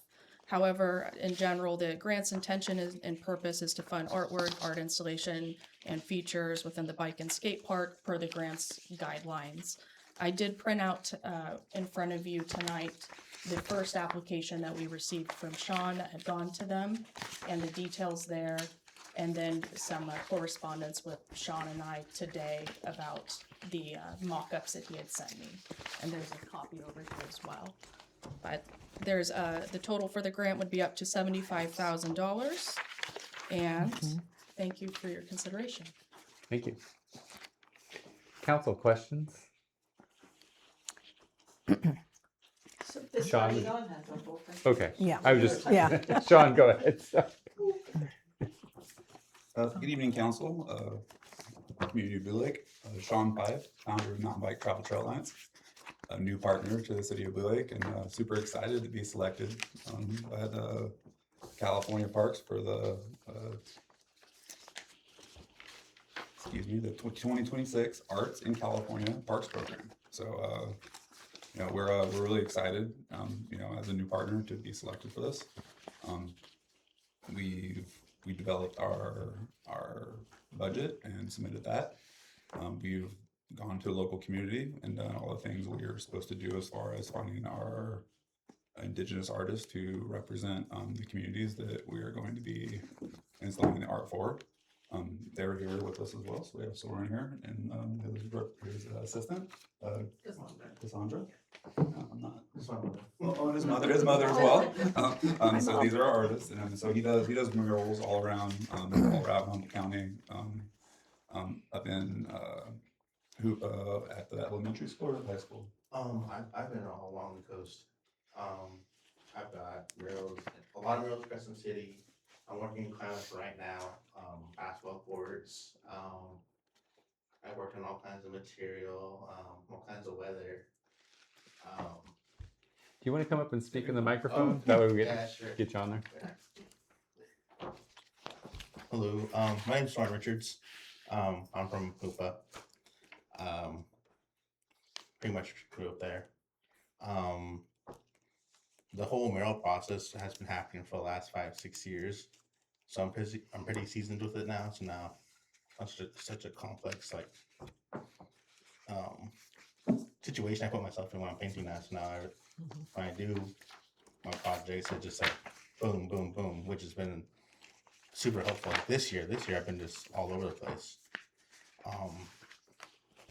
All these tribes are all along the coast. I worked with quite a bit of them so far. I worked with Hoopa, Yurok, Weots, Talawa.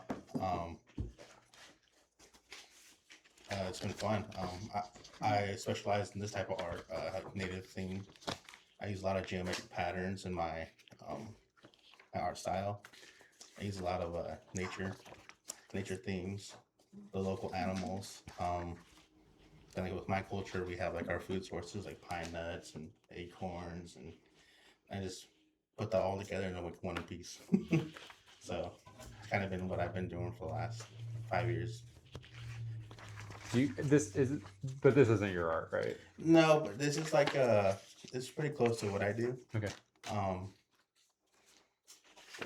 I do a lot of animals. Do you have any examples, Sean? We should have that printed out. If not, Here I we think I go. printed one of his out. Actually, in the folder. Is this Hard to see in something this different? Packet for this part of it. This is I his don't know. actual art. You can see this in the packet. Like You which guys one? can Half have- pipe? I I just didn't don't do have it. a color copy of it. There you go. Only Oh, printed that's out one. nice. So that's his Nice. actual art. We laid it on a half pipe. But you know, we can you know put this art on any structure. We have in the conceptual plans that you saw that was submitted from Emily, and that was us you know, thinking of different structures that we could put his actual art on. So this is his art laid up on what would be the completed half pipe. You know, knowing we don't have the half pipe completed at this point, we can lay up that square footage of art on any structure within the bike and skate park facility that the council thinks is appropriate. So we can do a starting, so you see where Emily gave us these different options of different things we could do. Something we thought would be nice is if we don't have the half pipe done, we have this feature wall rider's platform, which would complement the back side of the bike park really well and give a nice flat surface for Soren to do his work, as well as, you know, enhance the existing bike park area if we're allowed to. You know, if the survey goes well, it's a structure we're gonna keep. And we wouldn't have to construct anything else other than the future wall, do the redwood fencing, and then we'd also have budget for a nice kiosk, which would also be, you know, could be layered with art, and we can use some of the budget for redwood and do that as well.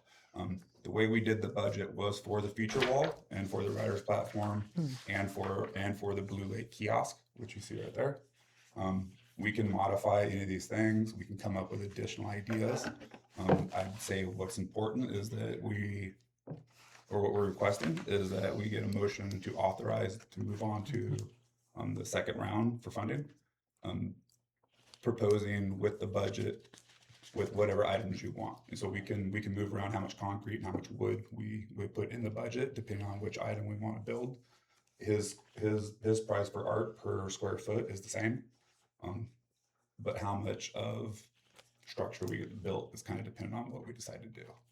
You know, we even entertain the idea of, if we can, you know, now we have this additional funds, if we were doing the half pipe, if it could be done in time, possibly we are able to pull off, you know, the half pipe thing as well.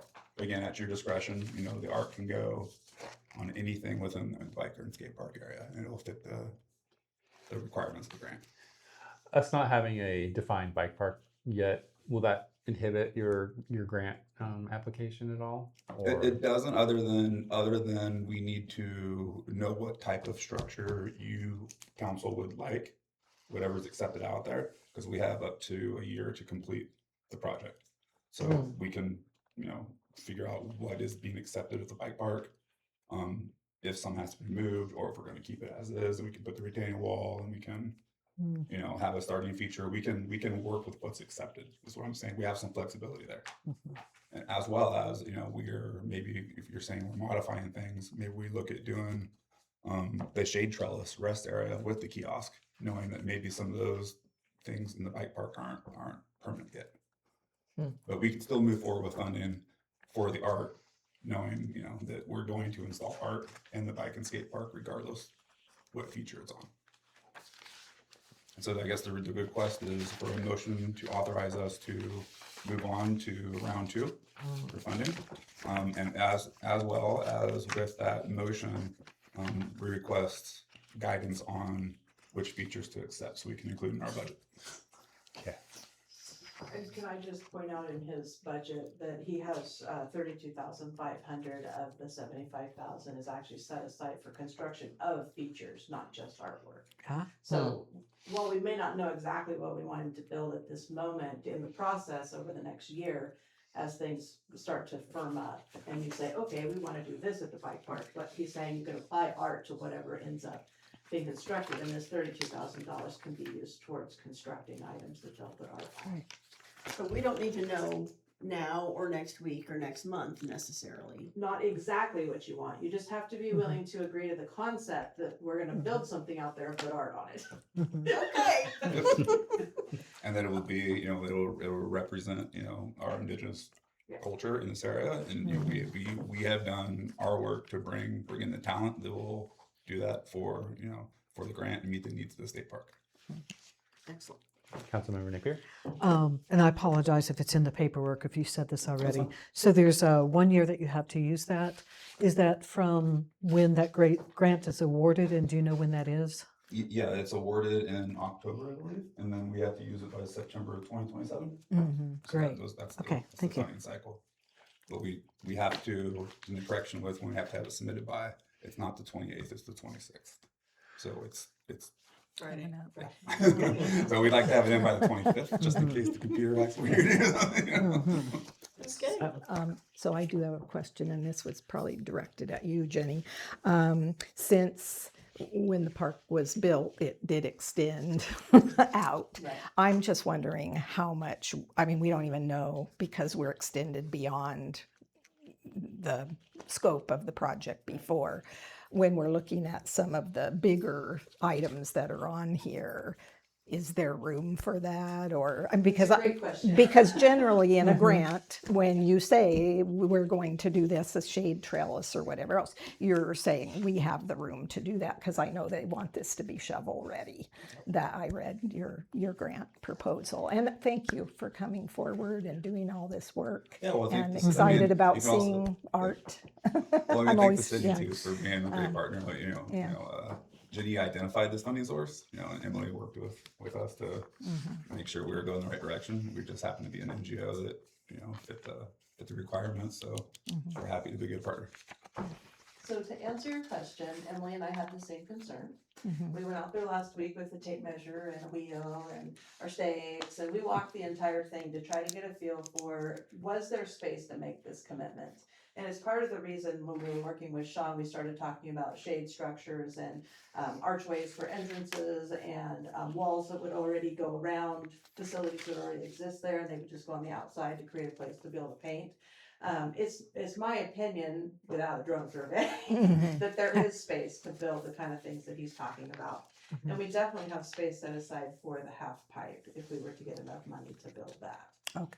Okay, that was one of my big questions, But was part just of the the community space. outreach is about, okay, here's the space that's left. What does the community want to do with it? Right, because, I mean, on the original plans, it was to have a smaller, like right now, there's not space for littles to be out there. And we're thinking families going out there with their kids, you're not gonna stand around with your littles. You're gonna want the tiny little kids. You're going to want something for them, so it fits all ages. So I do hope we keep that in mind. And then I have a question for you as well, Emily. In the discussion item you have here is, I'm proposing these features. And so I'm assuming that these features are the ones that are on this sheet here. Is that Yeah. correct?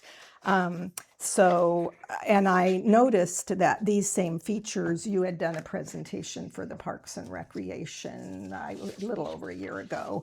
And many of these features were listed on there, like a viewing area and those kinds of things. So I guess as a council member and the restriction on space, I would want to know that what we're putting out here as a grant would let the public know that it isn't to fund all of these things with this grant, or saying that we're going forward with all of these things at this point, that it's specific to this grant. It was more of a conceptual basis of what the art could look like and what are the most common features we're going to find in most bike parks. And this is kind of what I came up with to give people that vision. And I guess I would want to make that clear even in our minutes, because I know on the grant that was applied for before, there was a lot of, that was the council's intention. And so I just want to be clear so we know what we're building and moving forward with this, that Absolutely. it is about this grant. Yeah. Sean, in the application, other than the spreadsheet that you send, is there anywhere that you make a statement of exactly what feature it's gonna be put on? No, it's more of us itemizing which materials and what art we're going to use. So I would say the difference is, if we pick a feature that takes a lot of concrete and we write through the estimate for a lot of redwood, we might run into an issue. So we want to match our expectations for materials with what our expectations for features are going to be. Otherwise, we might end up in a situation where we have more concrete than wood. Or How big of a wall were you anticipating for this $1,750? Did you have dimensions? For the feature wall? Yes, that's concrete. So the amount of art we can afford from Soren is 500 square feet. That's what's going on. We can afford 500 square feet of surface. So, that's what the budget for what we have for materials too. We can, and then if there's more budget somewhere else coming in to build some features like a half pipe or something like that, then we can modify, quickly where we want and have more square footage of art, We're talking 10 by 50. And then the other option would be the shade trellis. That would be another option. And same thing if we don't have a big flat surface, like a concrete surface, and we're doing kiosk and we're doing shade structures, you know, that square footage will go a lot further. That's not a, so I mean, that's something, you know, for us to quickly consider too. And Sean, just to confirm, I mean, hypothetically, if we don't have a shovel-ready project by the time this grant expires or you receive the funds, you have to expend those, you can't use them anywhere else in the Humboldt County community. Is that correct? No, it's for this project Okay. specifically. So we want to be getting ready. I had a question about, can you briefly explain your process for identifying local tribal artists in our tribal communities? Yeah. So I work, you know, extensively with Two Feathers, Native American Family Services, the MOU with the Hoopa Valley Tribe, working on a MOU with the Creek Tribe. You know, I have a piece of land out there that we're developing for the youth because we don't quite have that MOU in place. Kind of being in these places, seeing some of the art, talking to some of the people, like where those murals come from, who did those things, who trained Soren is doing a lot of the murals too. So I saw the art, I kind of knew who the artists were. Some of the art was who taught him, and some of the art was his. And I just started asking around while I was in the communities, and found my way to him. And so he's one of two of the most talented people in this county doing this type of work. So are you younger? Are you younger than your? Oh yeah, quite a bit. I mean, he's the younger version of two very talented people in the area that could qualify to do this job. So we really had two choices if we were going to meet the requirement and have high quality work done. Gotcha. Thank you. Well, just in relation to the concern about space, I think an awful lot of these projects could potentially be positioned around the perimeter of the park, which would sort of eliminate the space problem, because the perimeter is the perimeter no matter what. So anyway, I think it looks great. I think one way or another we'll find a way to make it happen. I kind of feel the same way. As long as you know, we're all flexible, we'll find the real estate to put in the future we want to do. I just think moving forward, we just want to make sure we identify the type of feature so there's no concrete wood. I think that's important for the budget. I mean, I see that there could be a combination of a shade structure and an entryway, and a kiosk could all be one structure potentially. 100%. There could be, you know, and that would create a really nice kind of protected space just inside the facility, where people could gather, and you know, you could do a lot just in one, you know, 30-foot span. Totally. And I think that's what we want to identify with staff with a motion to move forward, is that, you know, we are authorized to work with staff to identify, you know, what space we have, what we want to do, and then we're able to move forward with conceptually what we're going to want to accomplish. And if that has to change a little bit, as long as we have the material in place and secured, I think we'll be okay. Okay. Any other questions? No, I can't remember if we did public comment or not. I don't think we have yet. Does the public wish to comment on this item? Adeline, go ahead. I mean, you have a hand to stay closer.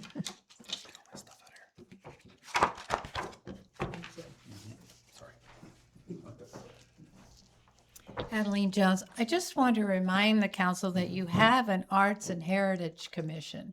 And this might be an opportunity when this comes forward to bring it to the Arts and Heritage Commission and have them take a look at it and have some input from them.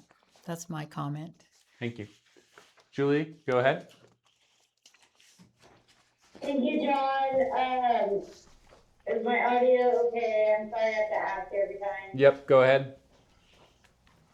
I really appreciate the volunteers and the people stepping up to find these revenues, just like the fires with the donation. I think we always need to have a little bit of a warrant of cautioning with moving forward right now. There's still one part of the process with the bike park that's not really been facilitated in a way that we're really conscionably moving forward with it, with engineering, with planning that was neglected, not your guys' fault. It is a reality check.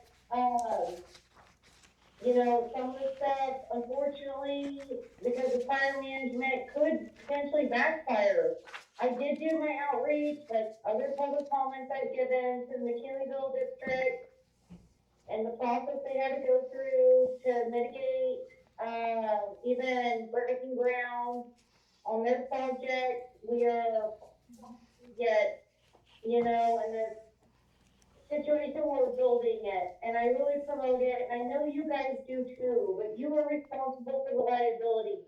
And us as citizens too, representing our council and them representing us, are responsible for these liabilities. And I just don't want to be a heartbreaker or anybody with everything that I run for you in this county. But we are in the situation we are now, unfortunately. And I think even with the BART project, that's where the grant money loves to go right now, especially with the tribal you know, affiliation. However, we might want to mitigate that in a way that it's more productive to actually be done, in a way that if the future plans aren't something that no fault of anybody is sitting here listening or at the table right now, but they still can be a productive use of the grant, because it won't be usable if we don't use it, obviously. But let's try and mitigate it in a way that it can be usable, and let's move forward. Thank you. Thank you, Julie. Last call for public comment. Jennifer, go ahead. My only question was, I love that idea. How long does the artwork last on cement as opposed to wood? That would be the first one. Oh, so I just did a mural in Crescent City on a brick wall, and it's kind of been like new for me, but it's been about half a year on there, and I have one in Hoopa too. It's but they're both different paints. Okay. The paint I use now is like hurricane resistant.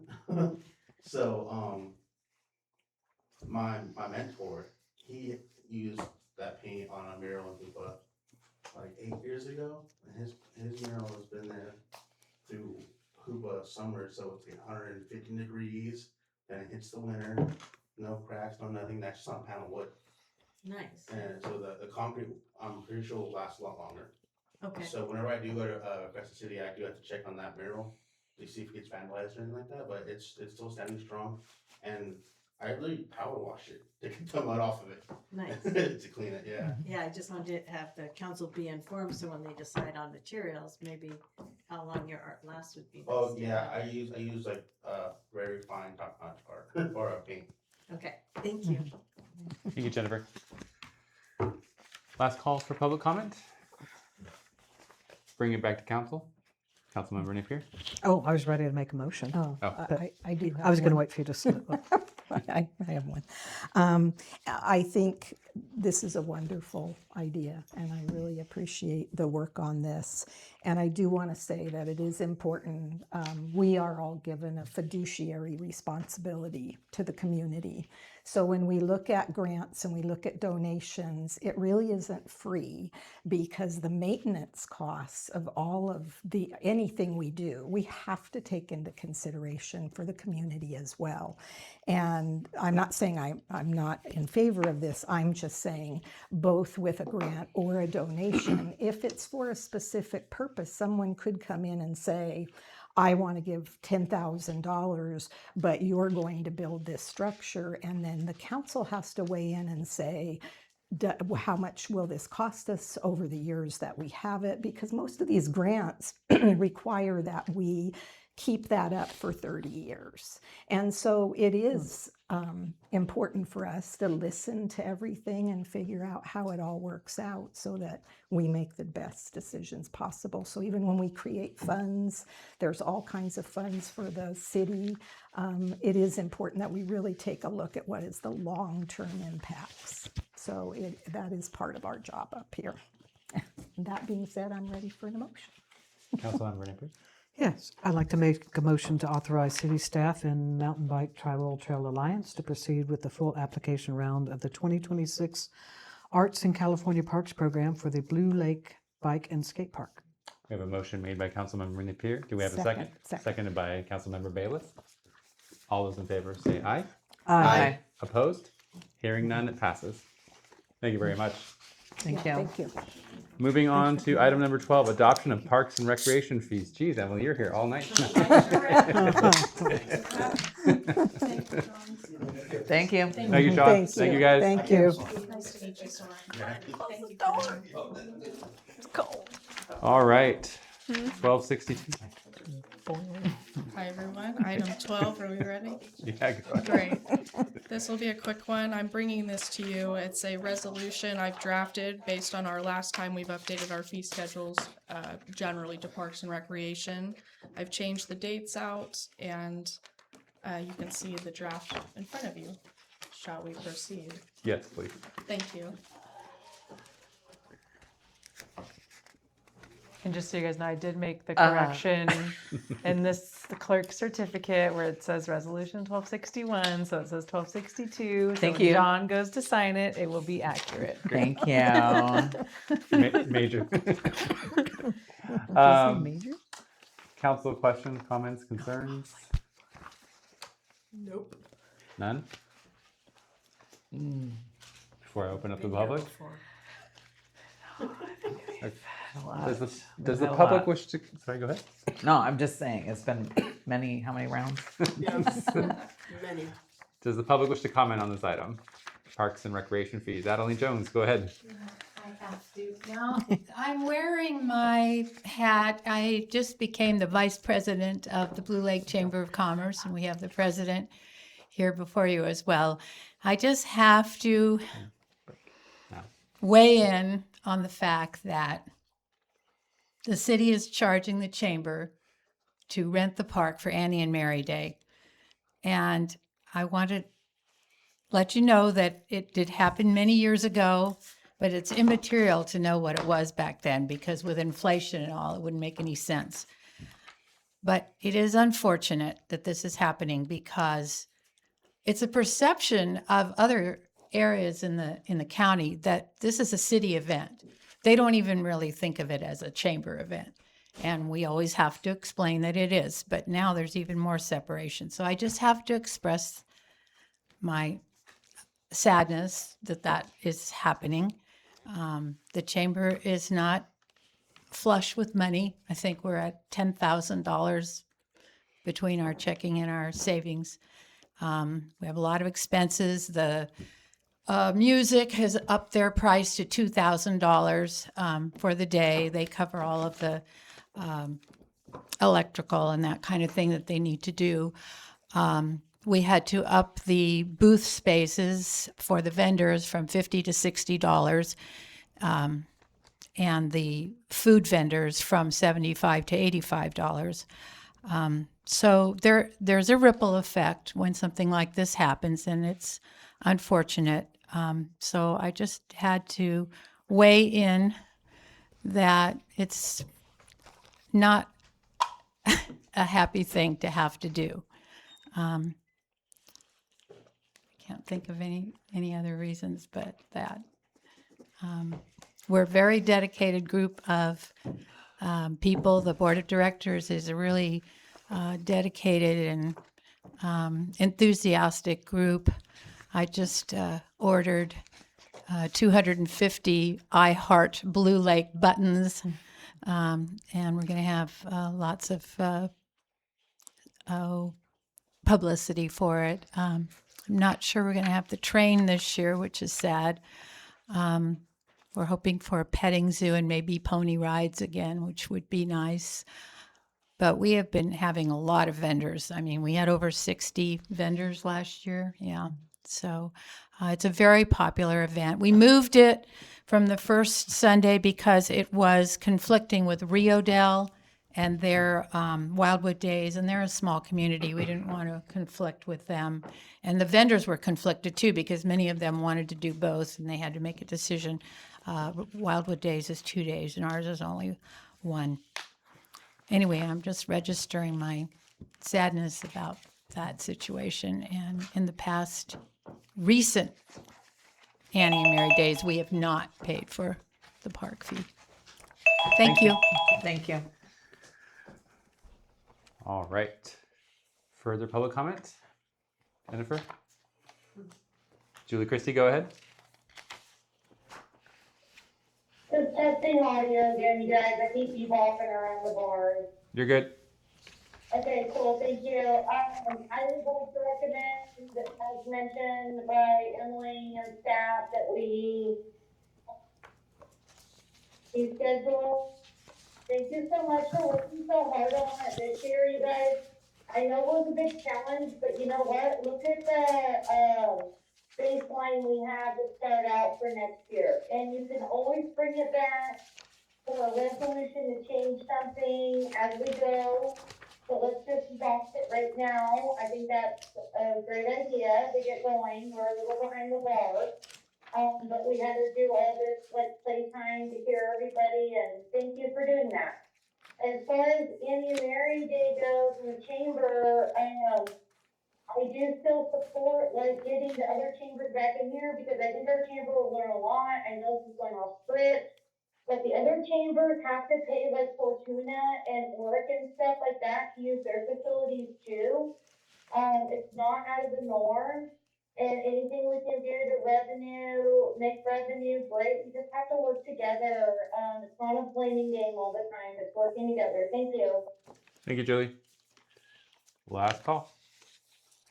All right, bring it back to council for the comment, discussion, and or adoption. I would like to make a motion that we authorize and adopt resolution 1262. Before we close out on that, I would like to say that, you know, the city is doing our best to mitigate financial issues while also doing our best to allow community entities to participate and utilize city locations to have their events. So we're doing our best to make sure it doesn't absolutely shut down those events, but also so we don't lose our Parks and Rec and all those entities. Yeah. We have the motion. Do we have a second? Second. Seconded by Councilmember Napier. All those in favor say aye. Aye. Opposed? Hearing none. All right. Moving on to what? Oh, we're going to take a quick break. Oh, 5 yeah. minutes. Mike's. Turn your audio. Oh, thank you.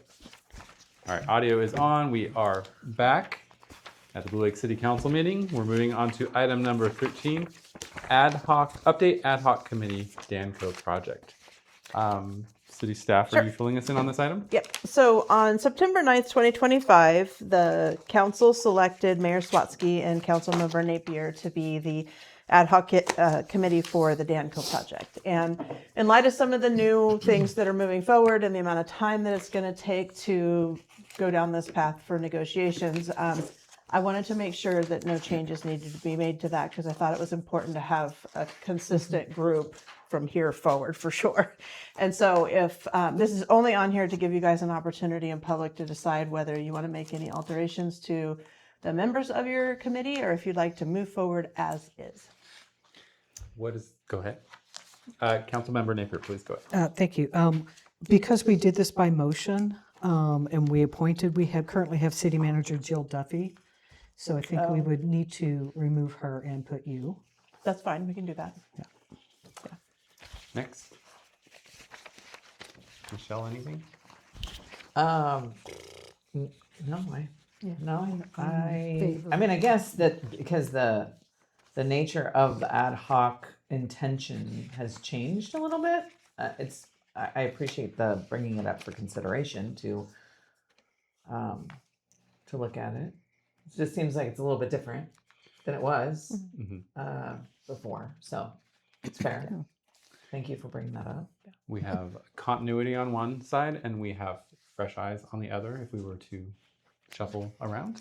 Can you share, as a member of that ad hoc, how many times you met previously? With Danco? Yeah. One time. So there's one meeting, okay. But as ad hoc members, we did a lot of research. outside of meeting with Danco.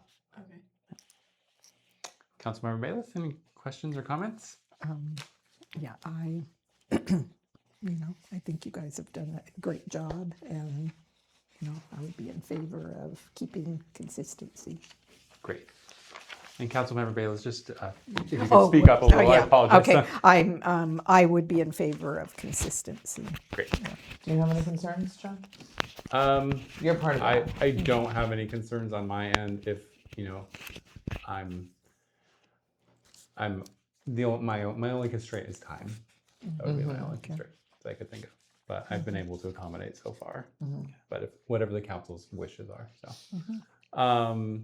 if it's okay, let's open up for public comment. Yeah. Julie, go ahead. Thank you guys, I'm just getting the keep in.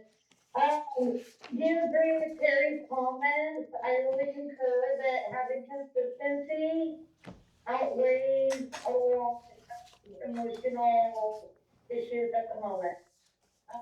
Because I have trust and faith in the people that are procuring that consistency. I do think within the negotiations with Danco and what an ad hoc can do, I would hope that our ad hoc times that's warranted can give an update outside of closed session within a structured council meeting.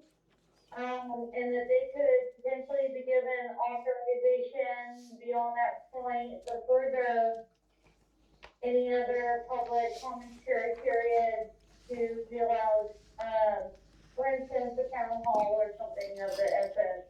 Or at least, something that they can at least give updates outside of closed session purview, at least can keep the public aware. I'm gonna go back to negligence, that's last year. Really feel bad for you guys on this one, but I do have faith in all of you, and I would love to keep, John and, Kat for this ad hoc commission. Thank you. Thank you, Julie. Last call for public comment. Seeing none, bring it back to council for consideration of a motion or further discussion. I have a question. Sure. Um, I'll get you next. maybe Jenny can help with this. So in terms of an ad hoc and an ad hoc reporting back to the rest of the council, I guess there's gonna be certain situations where that can happen in closed session and others where it can't. I would agree with that, yes. And I think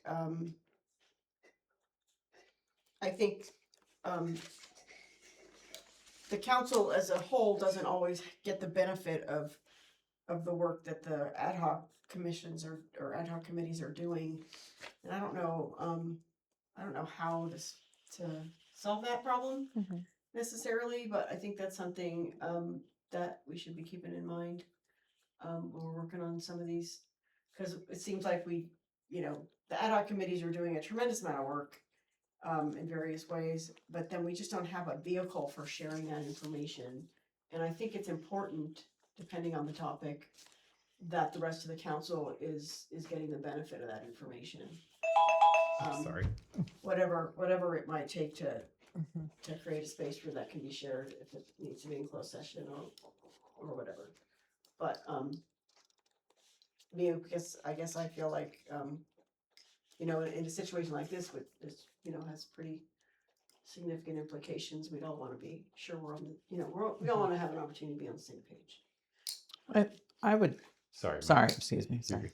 Oh, thanks. And there is a vehicle currently, which is where we have the council reporting out and also the ad hocs report out. I think that's along kind of where we also report on our commissions. So I don't know what more, or, obviously if it's a closed session item, then it would be there.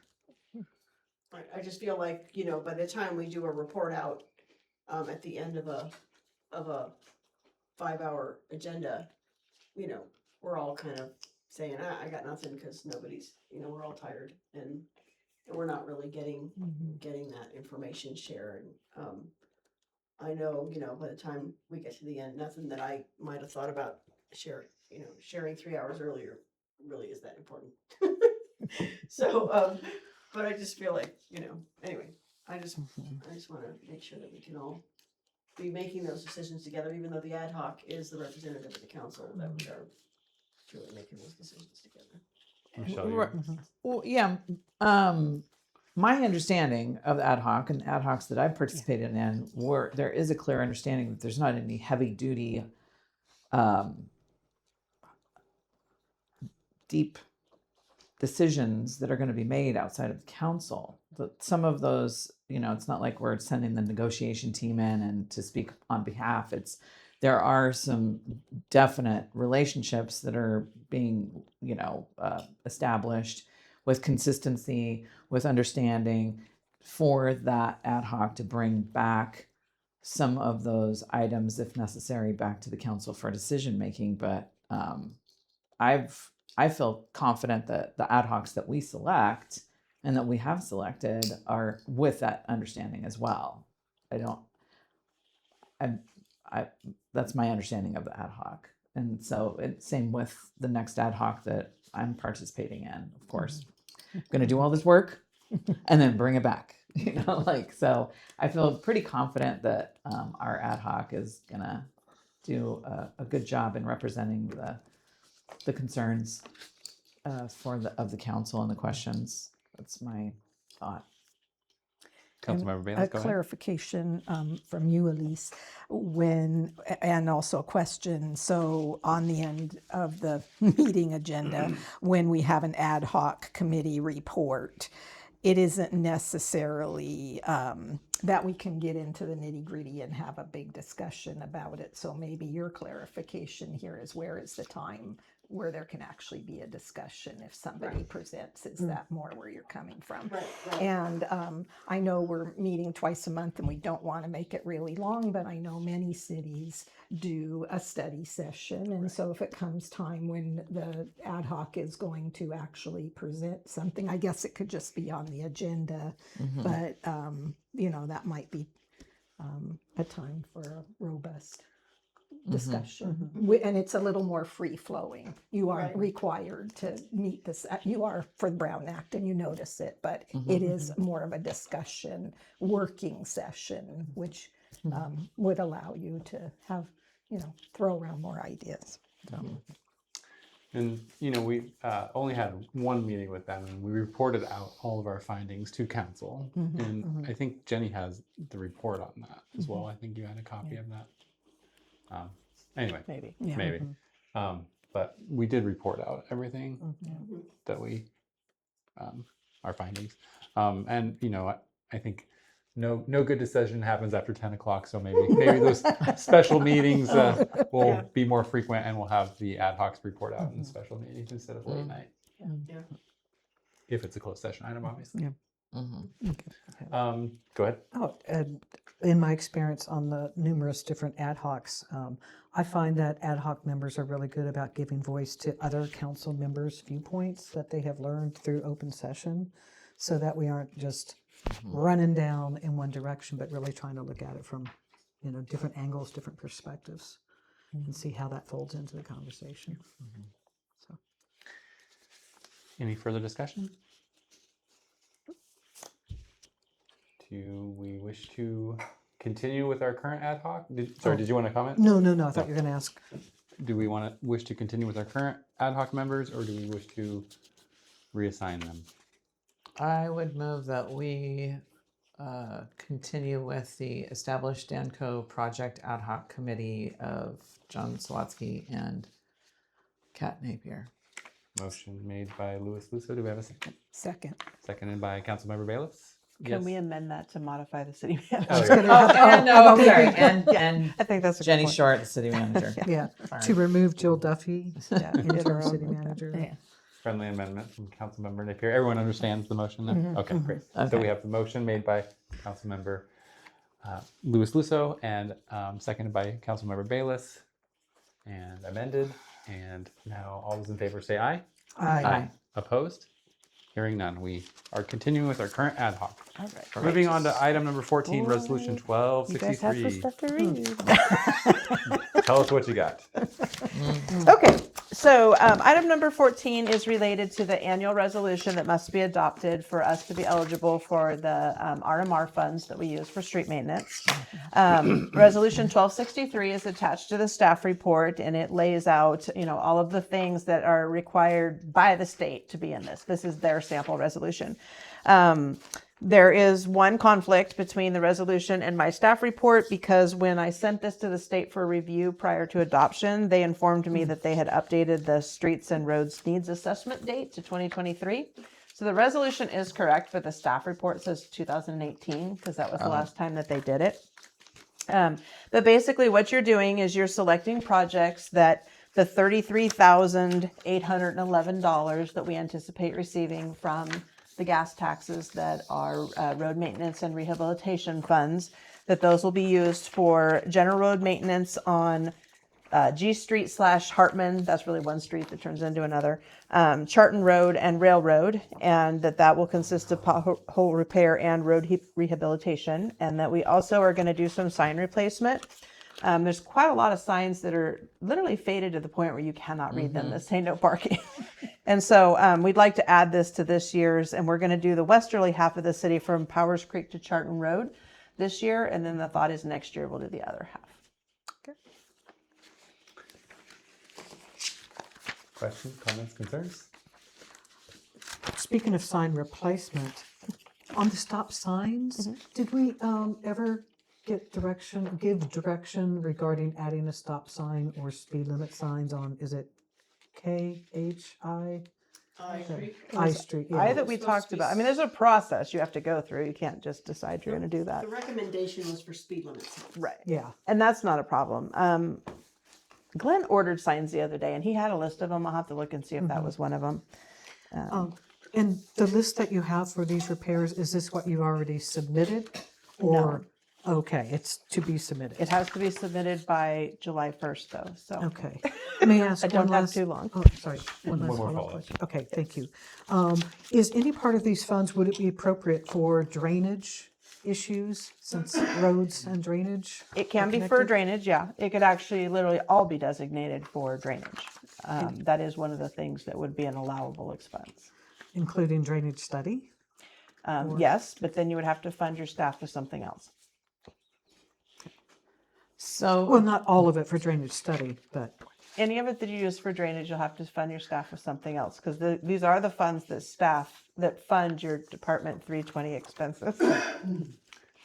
thank So you. if you do it for something other than typical 320 projects, then we have to find money for it. No, I'm just saying if you divert part of this for something else, you still have staff that's going to do the road maintenance that's necessary. And so you'll have the expenses in Department 320 anyway for the staffing itself. And then you won't have a revenue stream to cover it because you've diverted this to something else. So then you'll end up using the general fund for it. Councilmember Lewis Listen? yeah, I had a question. There was a public comment correspondence that was here identified for number 14. Is this correct? This is item 14, right? Yeah, and it's about Greenwood, Okay. an area that is part of the section that's been newly constructed. From Barbara Lane, looks like this. Okay. There's just one loose page.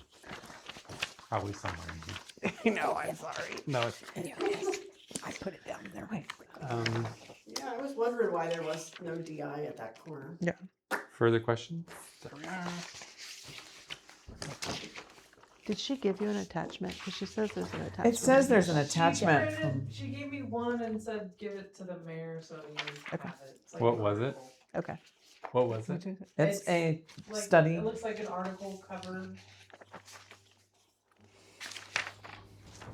Oh, is that on the evacuation routes? Don't know. Dig. You guys have little drawers, you can, I know, we could tuck our keep everything things in and there. Pull out the thing you need at the time, I cleaned them out the other day. We need like a red pen though that says what numbers they go with. That make it. Oh, easy. here it is. Found Great. it. Found it. There it is. Anyone want Where did to look that at come that? from? It was just on the desk. The Well, it mayor came with- copy. The She gave me mayor's one copy. copy. There's only one copy Yeah. apparently. Oh, yeah. Oh, she said give this one to the mayor. So, yeah, this one isn't necessarily attached to 14, although I guess it could be considered, but I Yeah, think she it's refers elsewhere. to it Yeah, isn't it? in the correspondence that is attached to 14. So, Oh, that's what that is, the 14. Got it. So am I to understand that this person, correspondence, is requesting funds be designated to mitigate this problem here on Greenwood and A? This is what it Doesn't looks say like. that, but This is what it looks Yeah. like. if it didn't say number 14 at the top, I wouldn't think that. No, I think that's a right. mistake. Yeah. So I do was you? told You it think was that not. it's Yeah. an anticipated was. get into the budget Yeah, this is budget. for number This 15? is budget. No, so to clarify, she came in, she gave me the copies for you guys and said there's an item about infrastructure. And I said, I don't think that there is. And then I had the public agenda packet see. and she went through it and said this one and pointed out 14 because it mentions projects Okay. for Okay. Streets Okay. and roads. funded by road repair and accountability. So that's what she wanted it to go with. So Go ahead. Thank you. If I may, I did speak with her or listen to her this morning, so this is also budget. Oh, it is? Yes. Oh, but it Yes, could be but- both. Yeah, it could be both. I mean, Okay. I would see like, oh, streets, infrastructure, drainage. got you. It's Okay. floating around my house. That makes sense. Yeah. Okay. Any others? So tonight, are we picking out what we're doing? Oh, I need you to adopt this resolution. Okay. My hope. Yeah. Because if not, we will not meet the deadline and we will not get Right. funding this year. Okay. Okay. So, Can I make a motion? Wait, you sure can. Let's I go. would like to move that we adopt resolution 1263, titled Resolution Adopting a List of Projects for Fiscal Year 26-27, funded by SB1, the Road Repair and Accountability Act of 26. Motion made by Scafani. Do we have a second? Second. Seconded by Louis Lusso. Need to open up public comment. Public comment. Seeing none. Julie, making sure. All right. Again, motion made by Scafani, seconded by Louis Lusso. All those in favor say aye. Aye. Opposed? Hearing none. Great. Moving on to item number. Did this have to be a roll call? Yeah, it's a Shoot. resolution. It was a resolution. It has to be a roll Yeah. call. Is that correct? Yeah. Jenny Rushman. what did I put in here? Because we looked. doesn't It have says, All resolutions do not require roll call. well, That's I mean, not- it's listed as an ayes, nays. Mhm. yeah, on that's just recording who voted, you know. Yeah. It doesn't, yeah, all resolutions don't have to be roll Okay. call. Oh, okay. Sounds good. Moving Whatever you on say. to item number 15, final draft fiscal year 2026, 2027. Yes. Staff, would you like to fill us in on this item? Now, if Yep. you approve this resolution, that will be a Yeah, roll this call. one we're doing by roll call. All right, we're going to give Samantha a second to pull up the presentation. Is this the same one we received before, or is this modified? This is significantly So this modified because was I was not just going to go over the same stuff. Okay. I am only focusing on the differences from last time. Okay. Can you tell us what HUTA is? It's the highway use tax account.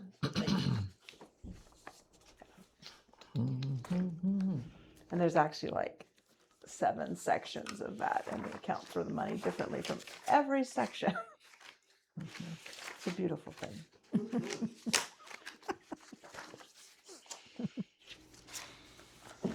Okay, so this is what I hoped is the final draft budget that's coming to council for adoption tonight. And this presentation, go. You want to give me the mouse? Oh, I can. I'll push the button. So this presentation is going, it's not gonna work. Okay, I'll just have you do it. It's gonna focus just on the changes from the first draft that I presented on June 10th. So there are some new items that are in this budget because when I presented the other one, it was pretty bare bones about just the budget itself. There's the budget narrative has been completed. There's a resolution of adoption with attachments. The first attachment is the calculation for determining the fiscal year 26-27 appropriations limit, better known as the GAN limit. The attachment B is the position allocation table and the classification pay plan to be adopted. And C is a new attachment that I created. It was not in the packet. And so in front of you, you have a redlined version of this resolution.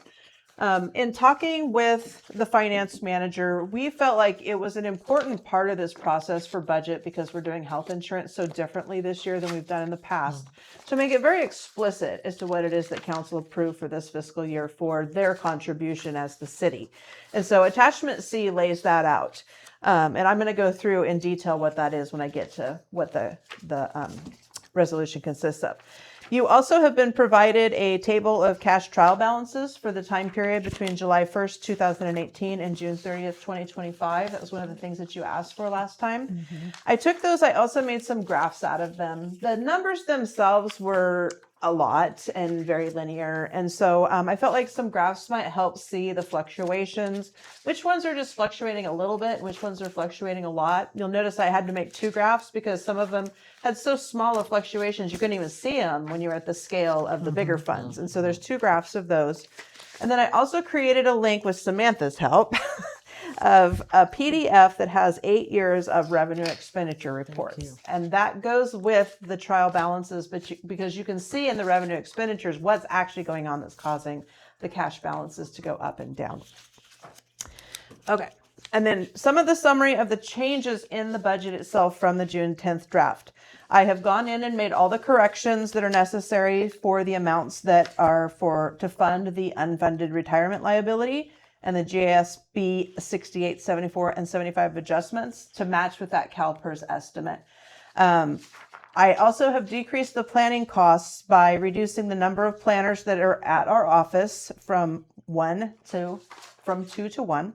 I also have decreased the frequency of the free open office hours from twice per month to only once per month. And we've eliminated the monthly staff meeting that's between city staff and SHN planning and engineering staff. We also have decided that we are going to do coordination on an as-needed basis instead of having this monthly standing meeting that people put time on their calendars for and then bill us for. I have included the reimbursement from the State Parks Per Capita Grant Program in an amount of $86,000. I updated the estimate for the Town Square reimbursement to $88,225. I did a really rough calculation of how many expenses had not been included. I looked at all of the reimbursement requests to date, and that's where I came up with that number. That project isn't completely done. There's a few things that need to be completed prior to us being able to close it out. So it might go up if we have additional expenditures. But as far as the budget goes, this will be the net. And then I'm proposing that we utilize $10,000 in the HUDA account to cover additional street maintenance projects. And the reason I'm doing that is when I did the annual street report to the state controller's office that the accountant normally does, one of the things I learned in there was these balances that we have sitting at the state, that if we go ahead and budget for them, we can draw them down. And if we don't budget for them, you're not allowed to transfer them. So what? I went and made these adjustments so that we can at least collect this much out of one of the funds. So that's a 10,000. That's part of why our numbers are looking better. Oh my gosh. So the financial effect of the changes is that overall, the cash fund balances now have a $2,420 surplus instead of a $93,728 deficit. The general fund deficit was reduced from $93,553 to $17,057. The corrected unfunded retirement liability payment, and the way that that's done is it reflects historical percentage of wages that have gone into the general fund versus water and sewer. Once I went through and did that historical split of 50% to general fund, 25% to water fund, and 25% to sewer fund, what it resulted in is the water fund deficit increased from $64,939 to $93,974, which is kind of what I told you last time. And the sewer fund deficit increased from $1,682 to $30,715. And the Fund 25 now shows a deficit of $10,000 so that we can use that fund balance at the state controller's office for street maintenance activities. any questions about kind of overall what has happened? Is there a limit to how much you can budget out of HUTA every year? You can only budget what they say they're going to give to you plus anything that you have in the account. And we have to make a $4,300 matching contribution. But those are the only limits. And it has to be eligible. But yeah, a lot of things are eligible out of HUTA. Do we have any other funds? Any other reason, So my hope is that once we do the fiscal year 24-25 final adjusting entries, that we may find that there's more in there than we had originally believed that there was. That hasn't been closed out yet because we haven't finished that audit. So these road maintenance funds that you found, or Well, they're just they're sitting there. Yeah. Yes. So are these something that we would have had to have been taking out over time? I mean, is this something we can take out every year, or is this something that once that year is expired, we can no longer access those? You have a certain number of years to use them. Mhm. And the way that the reporting goes is that it uses whatever the oldest money is 1st, Mhm. is the way that it seems to be set up. And then whatever's newest is what becomes your balance. I do not know why they didn't budget so that the amount they took out was at least equal to what they were being given. Mhm. But what happens is they make an estimate at the beginning of the year, just like right now. And so then we set up our budget based on that. And then depending on how the fund performs, whether they have a high interest rate or a low interest rate on it, and how much the gas tax actually ends up being, the amount they give you varies. And so that's why I think they've ended up with this balance in there, is they just have continued to budget exactly what they thought they were going to get. And then when they got more, it just kept going in there. And then the next year they budget what they thought they were going to get. And so they never have really depleted the years where they got more than they expected. And apparently the rule is if they had just done a budget amendment, it would have been fine. They could have done it that way too. You don't have to have it as part of your initial budget. It's just you need to budget that you're going to transfer it. Great, thank you. So is this gonna leave some money in the Yes. fund? Like Yeah, how there's much? like, I want to say there's like $33,000 total.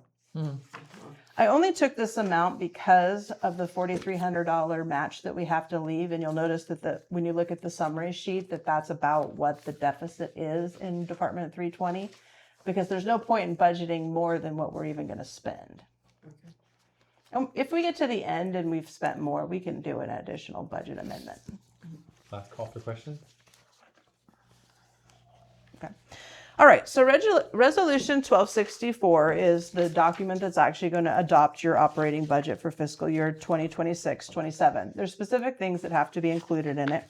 And one of them is the statement that the City Council does hereby adopt the City of Blue Lake's fiscal year 26-27 operating budget, comprised of revenues totaling $2,655,227 and expenditure and appropriations in the amount of $2,652,807. And the difference between those two is the surplus.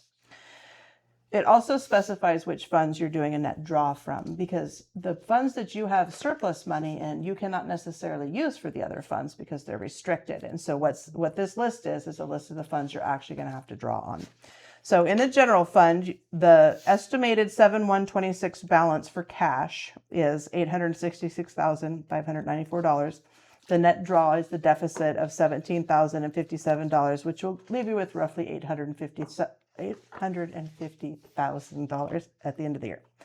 For HUTA, the draw is going to be the $10,000. We currently have $14,552 in cash sitting in our account.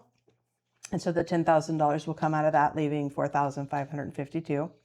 In water, the current estimated balance is $326,000 and change. We will be planning to draw $93,974 out of that one, leaving only $232,000. And in sewer, it's already negative of $230,729, and we plan to draw an additional $30,715 out of it for a new net negative of $261,444. That's not good news, but until we fix the sewer rates, I do not see an alternative. We really have picked that pretty clean the budget.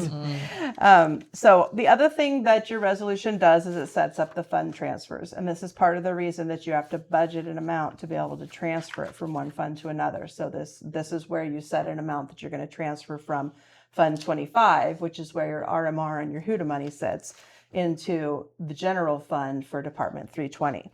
So out of Fund 25 for the Highway Users Tax Fund, we are planning to transfer $85,420 to Department 320. In the TDA Streets Fund, which is Fund 30, we plan to move $24,130. That also goes into Department 320. Fund 34, which is the Regional Surface Transportation Program Fund, we plan to move $13,800 into Department 320 for a total of $123,350. Those numbers do include the interest that is accruing on any cash that's held in those funds. And there has been a correction to this because Fund 30 did not include the $300 in interest. And so the $24,130 has that $300 added to it. And then in CDBG, I think last time I explained the 35,000 rule to you. And so these are the transfers that go with that, assuming that we will not have a note paid off that's worth more than $35,000 this year. So from Fund 42, which is the CDBG Program Income Holding Fund, we'll be moving $2,150. That's all interest. And from Fund 44, we'll be moving $5,220, and that's the CDBG Program Income Revolving Fund, and that's the federalized part that you can only move if you have $35,000 of revenue or less. And both of those will go into Fund 38, which is the non-program income fund that we have the freedom to use as we wish. It's very similar to the general fund in that regard. So the total between both of those transfers will be $7,350. So you have the red line version that shows the little correction that I made, and I think I have a slide that shows this too. But you can see in this table, yes, this is where I changed the $300. I also clarified in the whereas that, be it further resolved section that it does include interest in item number 4, just so that the $1,3,700, somebody in the future won't be like, how did they come up with that out of the budget? I've also added in attachment B, instead of only including the position allocation table, it seemed best to include the classification pay plan because that has to be approved by you guys and submitted to CalPERS anyway. And so I don't know why it historically has not been part of this resolution, but it is today. And I like my budget resolutions to include everything we're doing. And then I also added a section here about be it further resolved that the city's health insurance employer paid portion is adopted and funded in the fiscal year 2026-27 operating budget as presented in attachment C. Health insurance contributions table. And I want to go over this with you to make sure that what I have here is your recollection of what you approved. I went back and looked at my notes. So the way that we set up is that each month the City of Blue Lake contributes towards the cost of health insurance from CalPERS. The council selected monthly contribution amounts on April 28th, 2026 when adopting Resolution 1260 titled Electing to be Subject to the Public Employees Medical and Hospital Care Act at an unequal amount for employees and annuitants, all employees. That's the CalPERS resolution. So the monthly contribution amounts that you selected was for employees only, that we would contribute up to $1,120.58, which was the cost of the CalPERS Gold policy for a monthly amount. So we cover 100% of that. When they have an employee plus one dependent or an employee plus a family, we agreed to cover $2,050 per policy. And then we chose an opt-out stipend where the employee has to show proof that they have alternative insurance of $600 per month. So also the CalPERS plan requires the city to offer health insurance to employees that work 20 hours or more, which we have talked about before. So for the eligible part-time positions, which are the ones that work between 20 and 39 hours a week, the contribution or opt-out stipend will be prorated using the number of hours the position is scheduled to work during a normal work week divided by 40. So for example, if you have a 32-hour per week position, and the employee has employee-only coverage, that they would receive an employer contribution of $896.46. So it's 32 divided by 40 times the employee-only amount. So this is an addition to what was in your packet. That's part of why I want to make sure we go over it thoroughly and make sure that nobody says, no, I thought it was 2,100. This is what I had written down, but I had a bunch of numbers. We kept changing and I was Xing them out. Yeah. So this was my best understanding of what we agreed to. This is what's in the budget. Yeah. Okay. So we covered that. We covered the interest correction. We covered that. All right. Are you on slide 11? Good job. I'm on it. Excellent. Okay. So one of the other things in the staff report is when I wrote it, I picked up the number out of the sewer fund for the amount that was the starting number for the water fund. And so there's a $50,000 difference there. I created this one, which you really cannot see on this screen very well, so that you could kind of see the changes that were happening in some of these different funds, specifically the water fund, where it's going from $1.1 million on 7/1/19 down to the 414,000. That is a drastic decrease. Yeah. For the sewer fund itself, you also are seeing a major decrease from 71,000 to the 200 and I can't even 17. I can't even see it on this one. I'll have to look at a big one. You guys probably have bigger ones in your packet. Yes, and yours isn't in color. You need one like this. This is the one I printed because I can't see very well. Is that online? Yes, Okay. it is. The last page. Yeah. Yeah, before the graphs. Okay. Why don't you go to the next graph and I'll just kind of talk about the specific ones that I have on the graphs, because there's some of the ones that are the Yeah, most before the dramatic. graphs, right. So on the group that are between over $250,000, you can see that the dark green one is the sewer capital reserve fund, and it just continues to grow and grow and grow. It gets a good amount of interest every year. It's sitting in the LAIF account, and so we make $35,000 to $40,000 a year just on interest on that account. Not a lot has been taken out of that account. It is one of the places that we could choose to use money out of if we needed to fund improvements to the wastewater treatment plant, for example.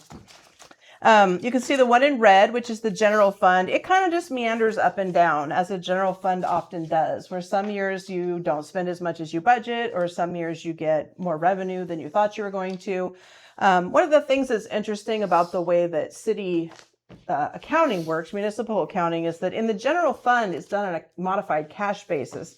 So if you have a bunch of expenses in one year and you don't apply for reimbursement until the following year, it goes up and down because of it. They don't post the receivable for the reimbursement in the same year as the expenses like you would in a normal company or even in a special district. And so it's part of why you see your general fund go up and down, up and down, up and down, is as you do a project, it'll go down. And then when the reimbursement finally kicks in the next year, it goes back up. So that's less concerning in that one. You can see the water fund, blue, very bad. It does a big old nosedive starting in 2021. It just goes down and down and down. The orange one is your Powers Creek district. This is actually one of the ones I looked at for a bit to see why in the world had we gone from, $358,000 down to Negative. Yeah, it's negative. I was just saying that could be negative. Negative $77,000, but no, it is negative. Which one is that? It's the one that's orange on the graph. No, but it's Powers Creek District. It's Fund 36. So as I went in there, one of the things that's interesting about Fund 36 is that's where they ran the town square through. And so I am in the process of figuring, because it's spread out over many fiscal years, when they bought the property, when they did the appraisal, when they did the deposit, when they finally paid the loan off. So I still am in the process of trying to figure out exactly how much money was taken out of Fund 36 to pay for the town square, and especially in light of the fact that we're still doing the reimbursement request. Town square. So we'll see at the end of this, when we close out the grant, this number might start looking better if we get some of this money back from the state. So those are the ones that are on the graph with the big dollar figures. The graph with the small dollar figures, you can see, they go up and down, some of them more than others. The sewer operating fund, though, is this big dark green one that hit its high in 2021 and then Well, that's when they adopted the new rates, was halfway through 2022, February. So I really, in looking at this and in looking at the way that the rates were done, they made a major change in the way that they calculated sewer, and especially for industrial and commercial users. And so as part of looking at the water rate study, I think I'm going to delve into this at least enough to figure out what is wrong with the calculation that they did for how they set these rates. Because they did make some major changes to methodology, but it clearly isn't working. No. To the tune of, $400 and some $1,000 in the time period that the rate study's been in place. Yeah. That's I thought the rates were gonna go up. They were, and they were supposed to combat the fact that they already had lost some money in previous years. Yeah. Well, and This makes no sense at all. yeah. Well, and the curiosity would be why, if you're seeing it make that nosedive, there wasn't intervention before. That's a good question. Yeah. I mean, that would be my question. And this Yeah. predates any of the changes to the casino or to the Rancheria's effluent. None of it. This is all before that, and they were still paying full price at this point. Okay. And that also includes. I've been waiting here for like 5 minutes. know. Give me a minute. Oh, sorry. My question is, who did the rate study? Was that an in-house thing or was that No. external? It was done as part of a project with RCAC. They had like this big umbrella where they did a whole bunch of little cities and districts on a grant that they had set up with the state. And so ours was one of them. Great. Who would like to go money next? back. Sorry. Let's raise your You paw. get what you paid for. Anybody else? Elise, go ahead. Elise had a question. Well, what makes that even more confounding is that extra $10, that capital improvement charge went into operations. They stopped collecting the designated capital improvement. Well, and they It went stopped into collecting the Grunsky loan amount too, and it also went into operations. Grunsky. Yeah, the lawsuit that. You mean the Barclay units? Oh, Barclay. Yeah. Well, Barclay units converted into capital improvement charge. And the capital improvement charge, after the rate study got rolled into operations.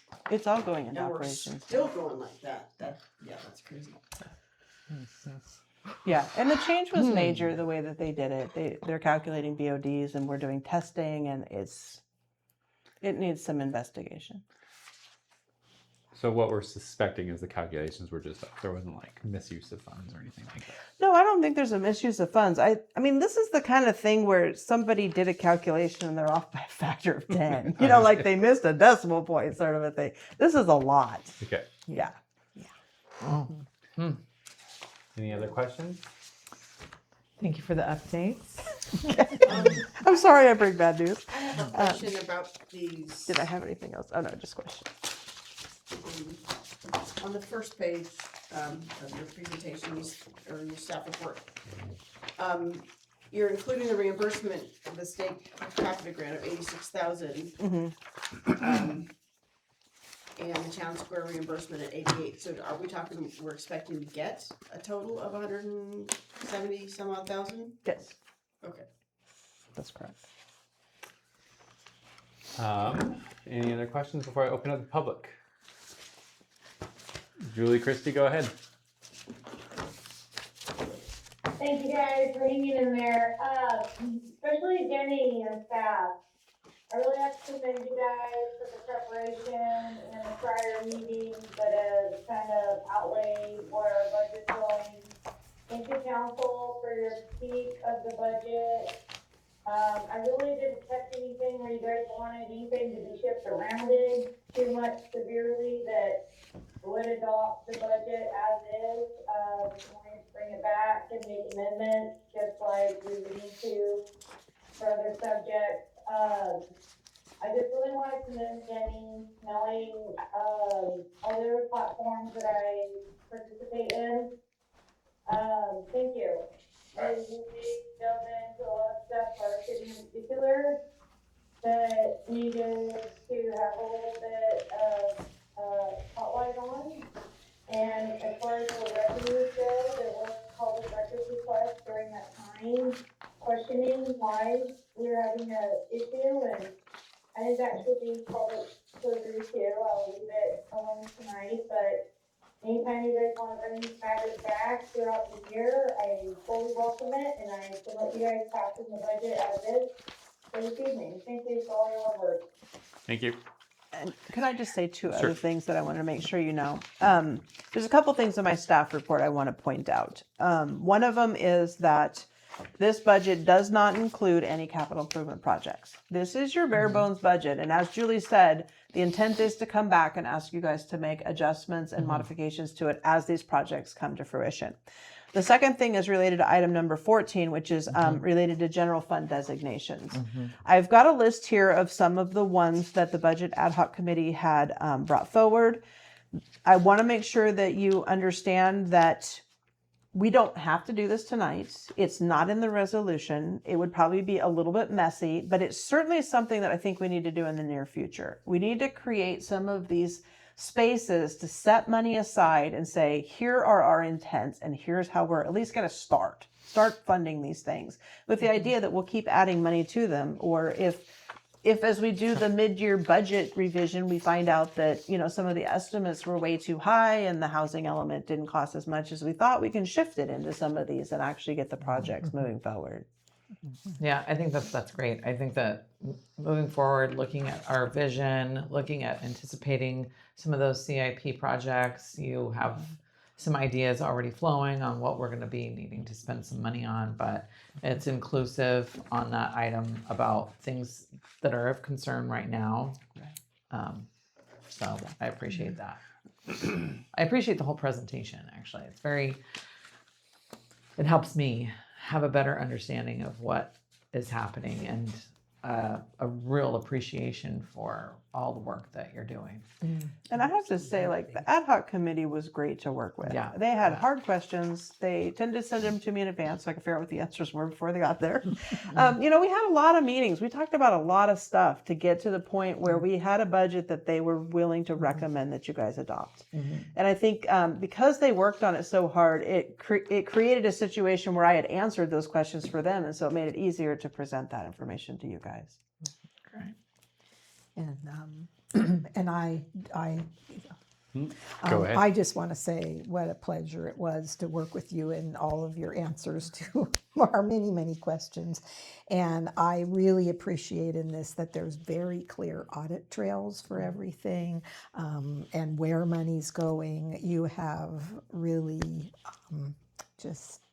met my expectations, and I'm sure the council's, and what we were looking for, very comprehensive budget.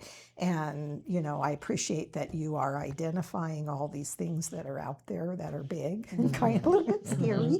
But, you know, I think you take them one step at a time. And, you know, this starting to identify those things also helps us, just like Samantha was saying at the break, think about funding, or is there a grant out there? What can we do? Because it's by identifying those things that we can find a solution to them. So I just really appreciate your hard work and all your effort in this, Jenny, because this is a lot of work. Thank you so much.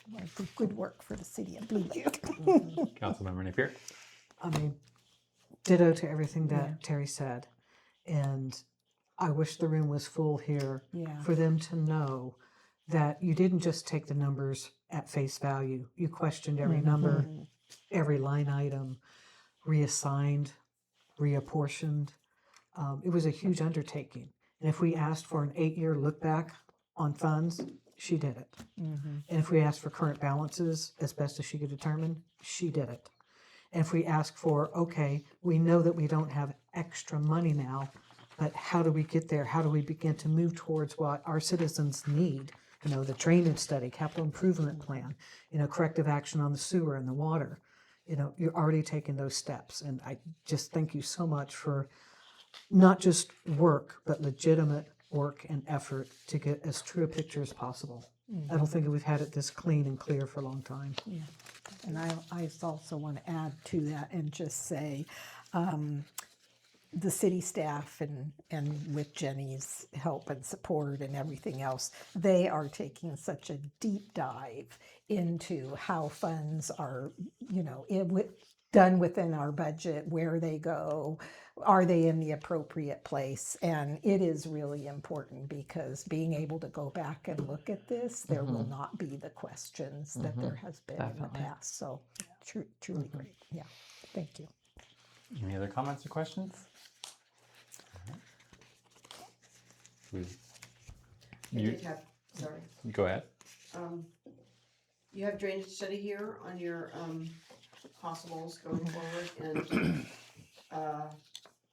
is Powers, I mean, that's not a precursor to Powers Creek work. It would be. No, in my world, that's completely separate and different. Yes, Yeah. okay. And that's just not on here yet, but. Yeah. That's, okay. Yeah, when I say that, I mean a true citywide drainage study that looks not just within the footprint of the city limits, but also looks at the watershed overall and where the sources of water are that are coming into the creeks that do cross the city, and what is being done outside of the area that we have control over that could have impacts to the drainage within the city. This isn't just about Powers Creek from Hatchery Road down. I think that that's a really wise approach to, understanding that everything's connected and it's more of a comprehensive view, and we could look at things further. I like that. Go ahead. Since we are on that topic, on drainage, on flooding, and how do we get to begin to address those? Obviously, yes, getting that massive comprehensive plan. I am aware, though, and I think it was in Barbara's letter, if you've seen the flooding there on Greenwood and A Street, it pretty much surrounds their home. And they are elderly, not necessarily stable on their feet. If they have an emergency, they won't be able to even get into their car.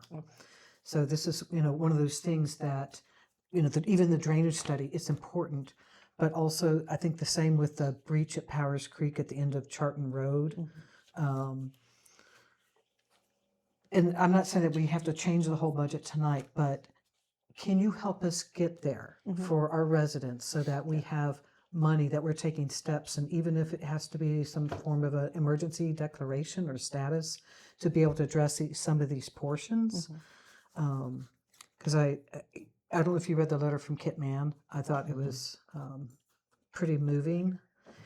He gave kind of a broad view, and one of the things that he mentioned was El Nino this year and the 3 previous years of flooding there, and what I guess kind of they're living in terror at this point.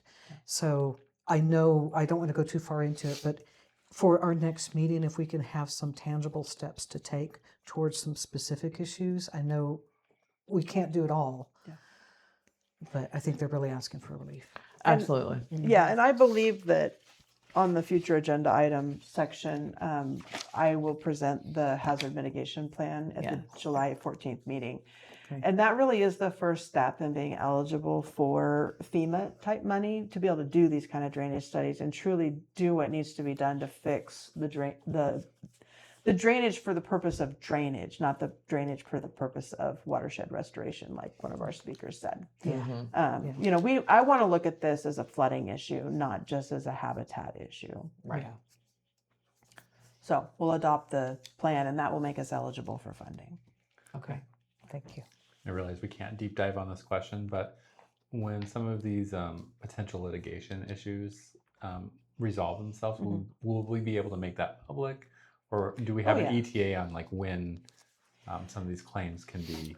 So we only have one thing that's actually litigation. I know there was some confusion, I think, about that from the way I wrote it in the previous one, and I changed it in the staff report so it was phrased differently.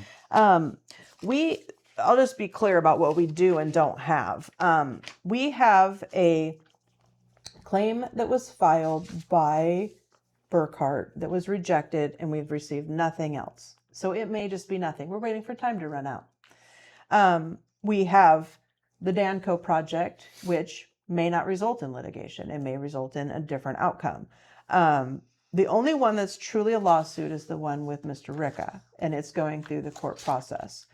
There is a tenant that we may need to evict, but again, that's not really a litigation issue. That's just a legal process that Ryan's going to have to be a part of. And so money was put in there for him. We have received a claim that is for flooding on a home on, what's the name of that road? Sort of the Yeah, Broderick. it's Broderick. yeah. And it's been submitted to Sarah, who has given it to an adjuster. They've sent us a very long list of things that they want. So I'm working with SHN to put together an estimate of what it's going to cost to respond to that. So that has the potential to, but again, it's being handled by our insurance company, and they cover all of the legal costs for that. Our only expense will be collecting the information. Great. Does that answer your question? That does, thank you. Okay, maybe more than you wanted. But. No, I mean, great, thank you. Any further questions? I think one other statement, and I think this was kind of like a fluid conversation that we had many times with as a budget ad hoc and with Hugh, is we kind of anticipate that you'll be coming back to us with changes. It won't be at the end of the year, by the way, I spent another $300,000, so let's clear it. You should fire me if I do it. Yeah. Or take it out of my salary. But now that you're really beginning to get a handle on the accounting and getting, funds and line items in the proper places and a clearer picture, and now getting a sense of, the priorities that we're hoping for, that you'll be able to come back to us kind of on a regular basis, identifying like potential cost, potential action, how we might fund it. Yeah. Great. Yeah, and you will be getting quarterly financial statements. My plan is probably in February to do a mid-year budget analysis for you so that you can see where are we so far. At that point, we'll have 6 months worth of reliable information. Thank you. Awesome. Last call for questions. Seeing none, do we wish to entertain a motion? Yes. I would like to make the motion if I can find it.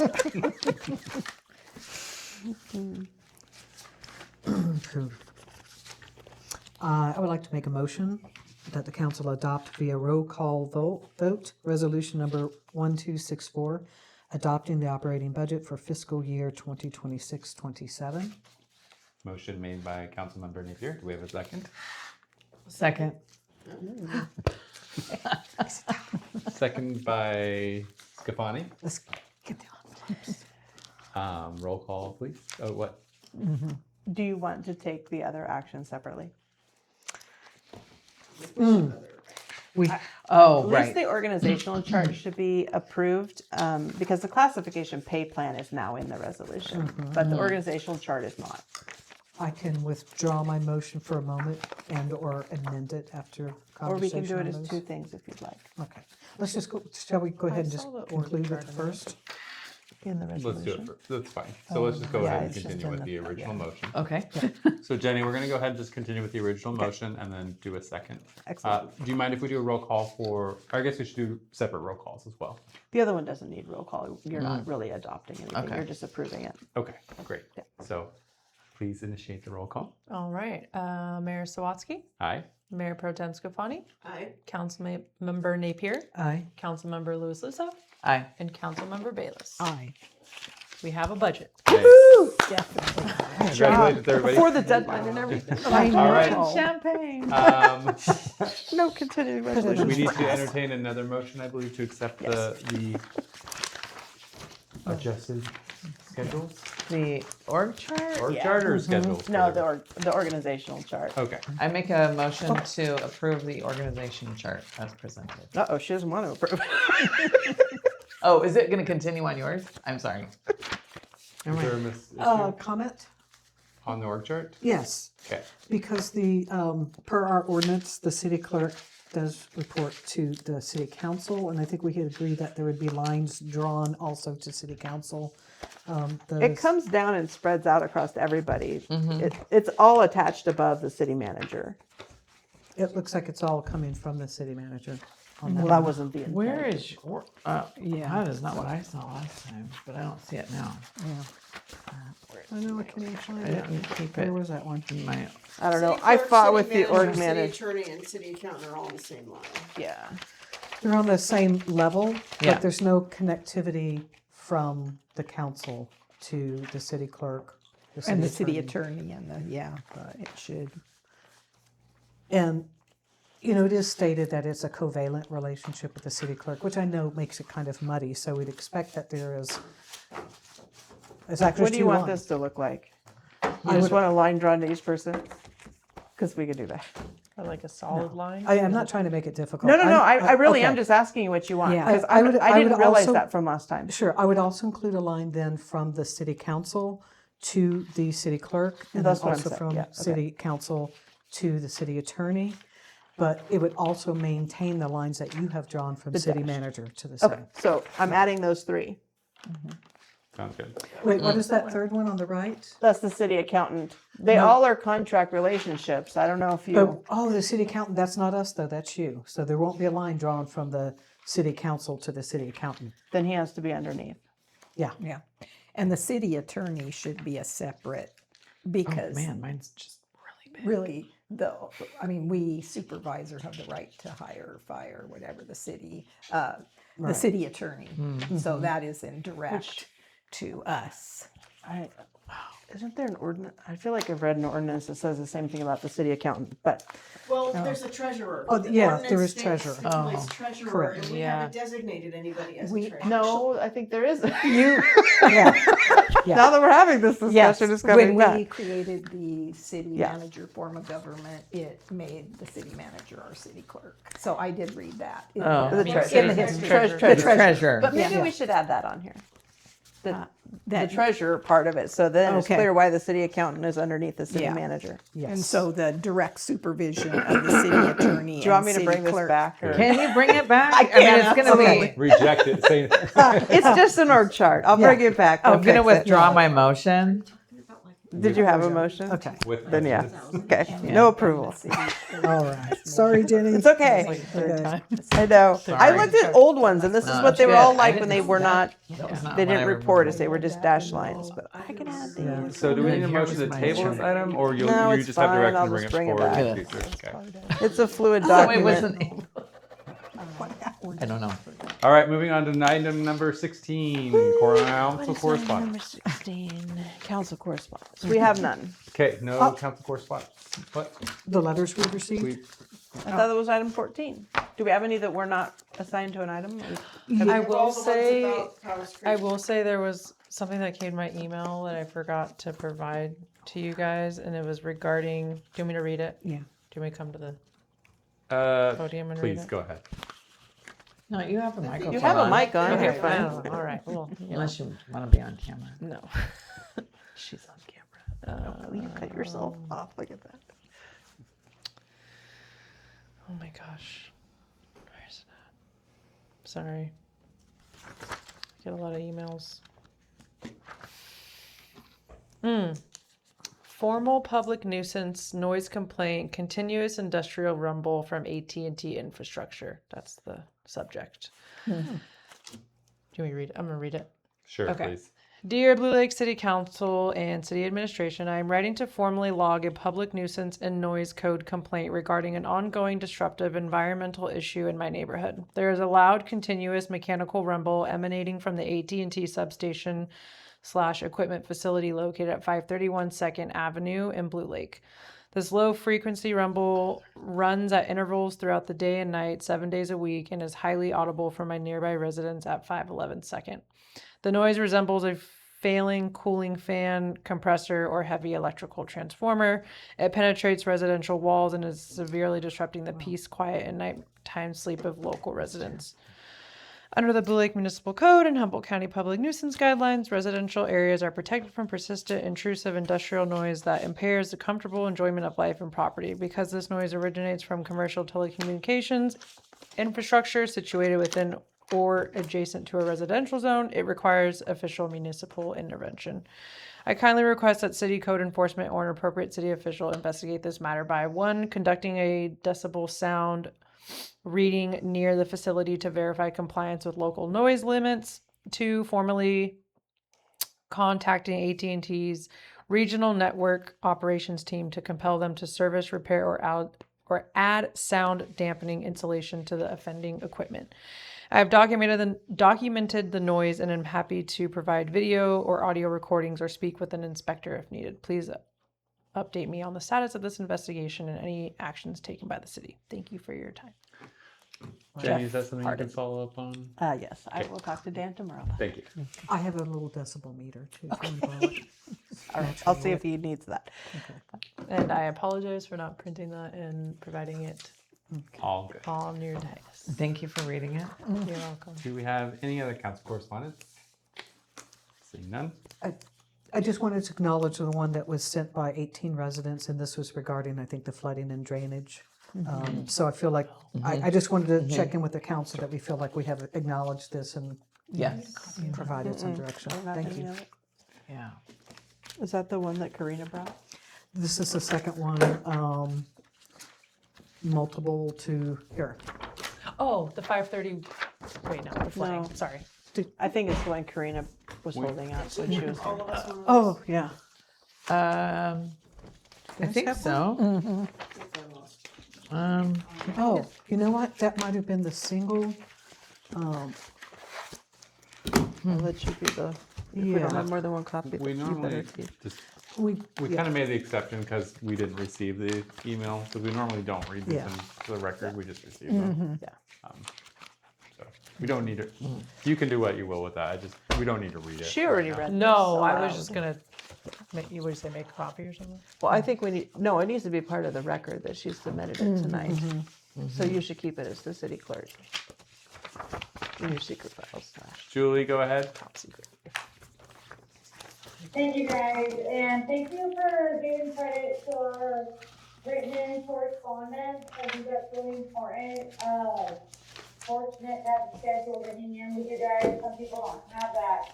But as far as correspondence, the correspondence, I so highly recommend that staff and council really put pressure on California Department of Fish and Wildlife to come in about the corridor there. Yes, it does go outside that realm. Caltrans actually has programs going right now above us to fix those culverts that were causing a lot of intrusion, so good for them.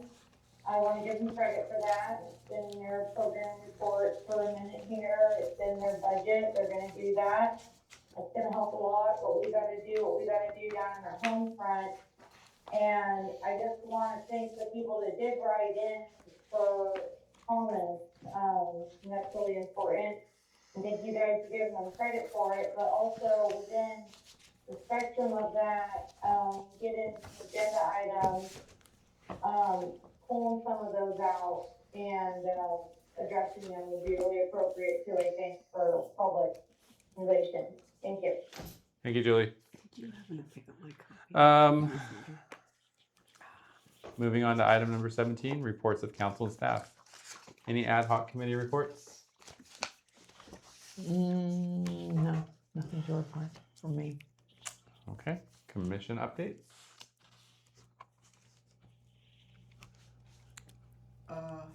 Yeah, I was just thinking ad hoc, I'm rolling back, I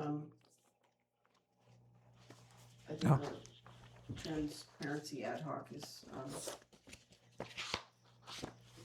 got some stuff going on.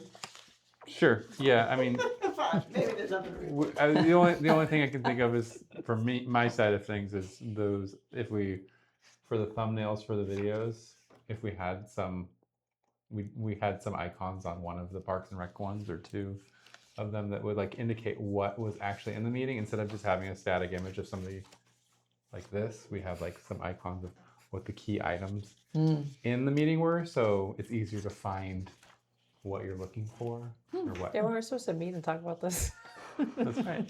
Yeah, you know what would be helpful is if everybody wanted to click around on the website, and check out some stuff, and just, you know, kind of make a mental note or a written note of observations and things that Okay. work or don't work, and the pathways that you use, because some of what we're talking about, only visible if you find a video through a certain pathway. Yeah. And if you go a different way, you never see it. That's right. So, So there's a lot of work potentially that would go into creating something that people won't see if, you know, if that's not the pathway that they use. Okay. So, I don't know. Any other ad hoc reports? Oh, you mean, was that ad hoc or commission? Now we'll go on to commissions. Oh, okay. Commissions. Go ahead. So at the REDAC meeting, they were happy that everything got turned in from the city of Blue Lake and everywhere else to sign the joint powers of agreement with them. Got that done. They'll be coming around to have somebody sign from the city. And it was really interesting. The program for the night was Rosa Dixon, who's the executive director of Humboldt Made. She's also the owner of Rise Pies, which is a gluten-free bakery, and was talking about how with support from REDAC and her business, she actually has gone national, and so she's in Whole Foods. And one of her things, because she's now even being encouraged to go national with her product, that she is helping and took 4 of our local businesses down to Southern California. And just the booth space was $10,000, which she covered. My goodness. And it was Scoops for Scoop for, and Jersey Scoop, and Jersey Scoops. They make the pierogies. I forget what the name of the company is, but there were 4 companies, and Whole Foods is probably at minimum picking up 2 of those companies, so they will also go national. So the plan is to have 8 booths next year, and that same thing. So the encouragement is to really help these businesses grow. So it's fabulous. Yeah, I thought that was great news. Cool. Anything? We had a safety commission meeting, and safety commission is planning a safety fair, which will happen, it's September 12th. Yeah. and it's actually gonna be, around City Hall. It's not gonna be in Perryville Park because it's the same weekend as the RCMDA, Enduro race. event, and, they have part of the park reserved for that event. So, so anyway, it's gonna be set up here, and I think along, a little bit along the museum, area. And, anyway, working on getting that all dialed in. No touch a truck, right? Just Yes, touch a truck. Yes, touch a truck. Okay. Yeah, Just no actually, I think helicopter. Touch Truck's gonna be right next to the library, and the library is gonna participate, Oh, good. and do an event for children. That's cool. Great. Arts and Heritage has become the no meeting commission again. Last 3 months. So yeah, I mean, I think It's just hard because they have one person out right now when they have 4. So with the one person out, they only have 3, and if one person can't make it, then you don't have a quorum. But they're eager to meet. no, I know. It's just like we've had that logo hung up for like a year now, and it's just like, okay, like after a while, it feels like we need to be able to pull these items back and just be like, okay, we're gonna be done with this. Anyway, and then I did not attend HCOG, and Councilmember Napier will fill you in a minute on that one. What do you got? HWMA, I don't really have a whole lot to report. Continuing business as usual. Councilmember Napier. Yeah, on HCOG, transportation, it's a real thing.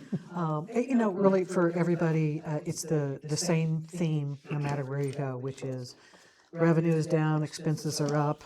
What are we going to do? This is really tight. And then they, other news, I think they're taking steps towards a new executive director. We had Brendan Bird from Fortuna, who was there for a little bit over a year, replacing Beth Burks, who's now at the RCA. But yeah, I think that'll be progressing. So just a little shift there. For my other commission, Parks and Rec, you know, wow, I had kind of shared with them the difficulties in our budget and the deficits, and I encouraged them to get a little sponsorship and donations, but holy cow, $400,000. Talk about overachievers.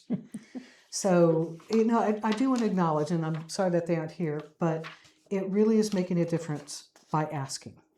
And, you know, of course, nothing compares with a $400,000 No, donation. yeah. That is wonderful and beautiful. But I just really want to commend again with the Parks and Rec commissioners that they really dig in and go after it. So, that's it. Julie, go ahead and I'll let you comment. I know you like to comment on each one, but if you can just do ad hoc and commission I'm updates. gonna be really quick and cute and sweet, but I want to commend everybody that committed to participating and the meeting if you didn't. I think there are a lot of bigger budget items that are happening within our county that honestly, girls and gals, like, if we can bring them back anytime when we have to schedule up these special meetings to catch up, or we can shove an agenda item that pertains, tax, transportation, back to Parks and Rec and venue rentals and space and public safety and commission, quorums. I think it's warranted, and I appreciate you guys. Just keep promoting that, and we'll do our best to help promote it for you too. Thank you very much. I forgot to talk about RCEA, Okay. Do you want to? just a tiny bit. Okay, go ahead. I did also attend an RCEA meeting, and there's, we did a lot of mundane things like the budget and whatnot, but we also approved the purchase of a new home for RCEA. A new home? A new home, a new building. Mm. So they purchased the building that's behind, oh golly, the building that's across 8th Street from the parking lot area. The GHD's home right now. Oh. And so they're gonna cohabitate with GHD for some period of time and take over that big building, and that will allow them to vacate the 2 different buildings that they've been in for some years and have all their staff in one place. And we will eventually be able to have our board meetings there too. Nice. So that's kind of exciting. We also went on a tour of the Diablo Canyon power plants. The what? The Diablo Canyon nuclear power plant. Oh. Which was pretty amazing. So myself and 3 other council members or commission board members went with 3 staff members, and anyway, it was impressive. It was some of us may have been, well, I also as an RCEA board member went to the power plant down in Scotia. And that power plant has a turbine and generator similar to the turbine and generator that's here in the building at our power plant. And to go into Diablo Canyon, we're talking, maybe 10, 12 megawatts versus 2 gigawatts. And to stand next to those turbines, it's an experience. And before we went into that building, we had to go through the security courtyard, and we went through all kinds of security and different things that we had to do to get into the facility. And while we were walking in, and the guy was telling us about security and the little portals where somebody can has a little window that is the whole thing's bulletproof and blah blah blah, and in comes this gentleman in his security outfit with a AK-47 strapped to his back, and I was like, oh yeah, go to lunch. So it was pretty impressive. Just the size of it, the way that they bring cooling water in. They actually had to build a wall to hold the ocean back when they built this facility for many, many months while they constructed the channels that brought the water in. And we're talking, water in the volume of millions of gallons per minute. And the ocean water that comes in only spends 90 seconds in the power plant. Anyway, it's pretty amazing. I've noticed your skin's been glowing lately. Did they make you wear a little badge? Dad joke, sorry. Well, we had a visitor badge. Yeah, we had to. Oh yeah, we got to get scanned on the way out. That's what I remember. Kind of like it's Good. the Silkwood movie. Yikes. That's All right. frightening. City manager reports. beeps. So my plan, if you guys are amenable to it, is to do the city manager reports on the second Tuesdays to try to break up some of our agenda into two different groups. Sounds good. All right. Great, thank you. Do we need to have a motion for that? No, we're just gonna set the agenda up that way where we break some of this stuff up. Okay. Any other future agenda items brought forward in public? No, I pulled out the hazard mitigation plan that says bring back, and I see it's already on here. So there you go. Do you guys recall if you those were all the materials for that was printed out? Do you guys Yeah, and they're still have them? Okay, good. Yeah, I have it. There's a lot of it. If you don't have it, We have digital versions, right? there are digital versions, yes. Of what now? The hazard mitigation. When did you give it to us? Can you This was relink it? March. Can you relink it? And Yeah. yeah, okay. Do that. It's this thing. Cool. There's one other item that I'd like to clarify with you guys on future agenda items, which is that on August 1st, the council workshop for the housing element is scheduled to be held at the Grange. August 1st. Mm-hmm. Is that still copacetic with you guys? What day of the week is it? Probably Saturday. Mm-hmm. And it's recommended that we don't go. No, it's recommended you do go. The other one was that way. This was the opposite. Well, I'm just saying. By then, the draft will be out. The draft is scheduled to be released on July 14th. So, The draft of the the house. draft of the housing element. Wow. We're making good tracks. Yeah. I have a lot of reading to do. So if we have a conflict with that date, we should let you know. Yeah, and I just need to make sure that we will have a quorum so that they can move forward with their schedule because the milestones are really click, click, click, click, click. So if Yeah. we And so what time is it? Oh, that's a good question. Let me see if I know the answer. For some reason, it popped up as 11 o'clock in my. Yeah, and that might be right. I had sent something a while back and I don't remember. No. It's not on my schedule at all, so I guess I'm not coming. If we get an update, from HCD, was that going to be in closed session? I'm assuming, or would that be a future agenda item that you could?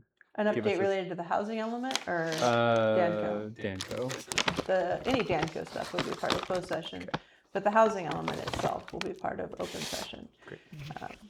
And we do have an appointment with them next week to do a technical assistance meeting, which they're not supposed to be having until August. But we reached out and said, you set all these milestones for us. Can you help us? And they said yes. Cool. So that's good. All right. I do have one. Go ahead, Karen. So I was just wondering on the hazard mitigation plan adoption. So if that's the jump start to kind of talking about, flooding or drainage, and it could be in there and we could get funding.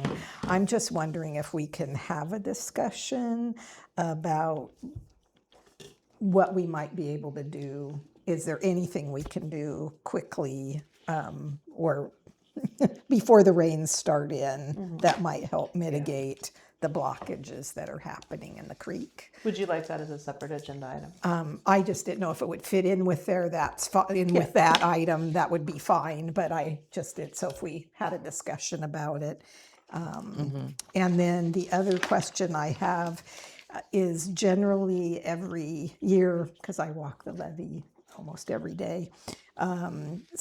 I don't know if it's the California Conservation Corps or because there's usually a group that comes out there For the maintenance. and they weed eat up there, and so I just wondered. I am coordinating with Hank on that. He Okay. actually is in the process of getting a quote. It's a company out of Willow Creek, I think, that's been doing it the last few years. Okay.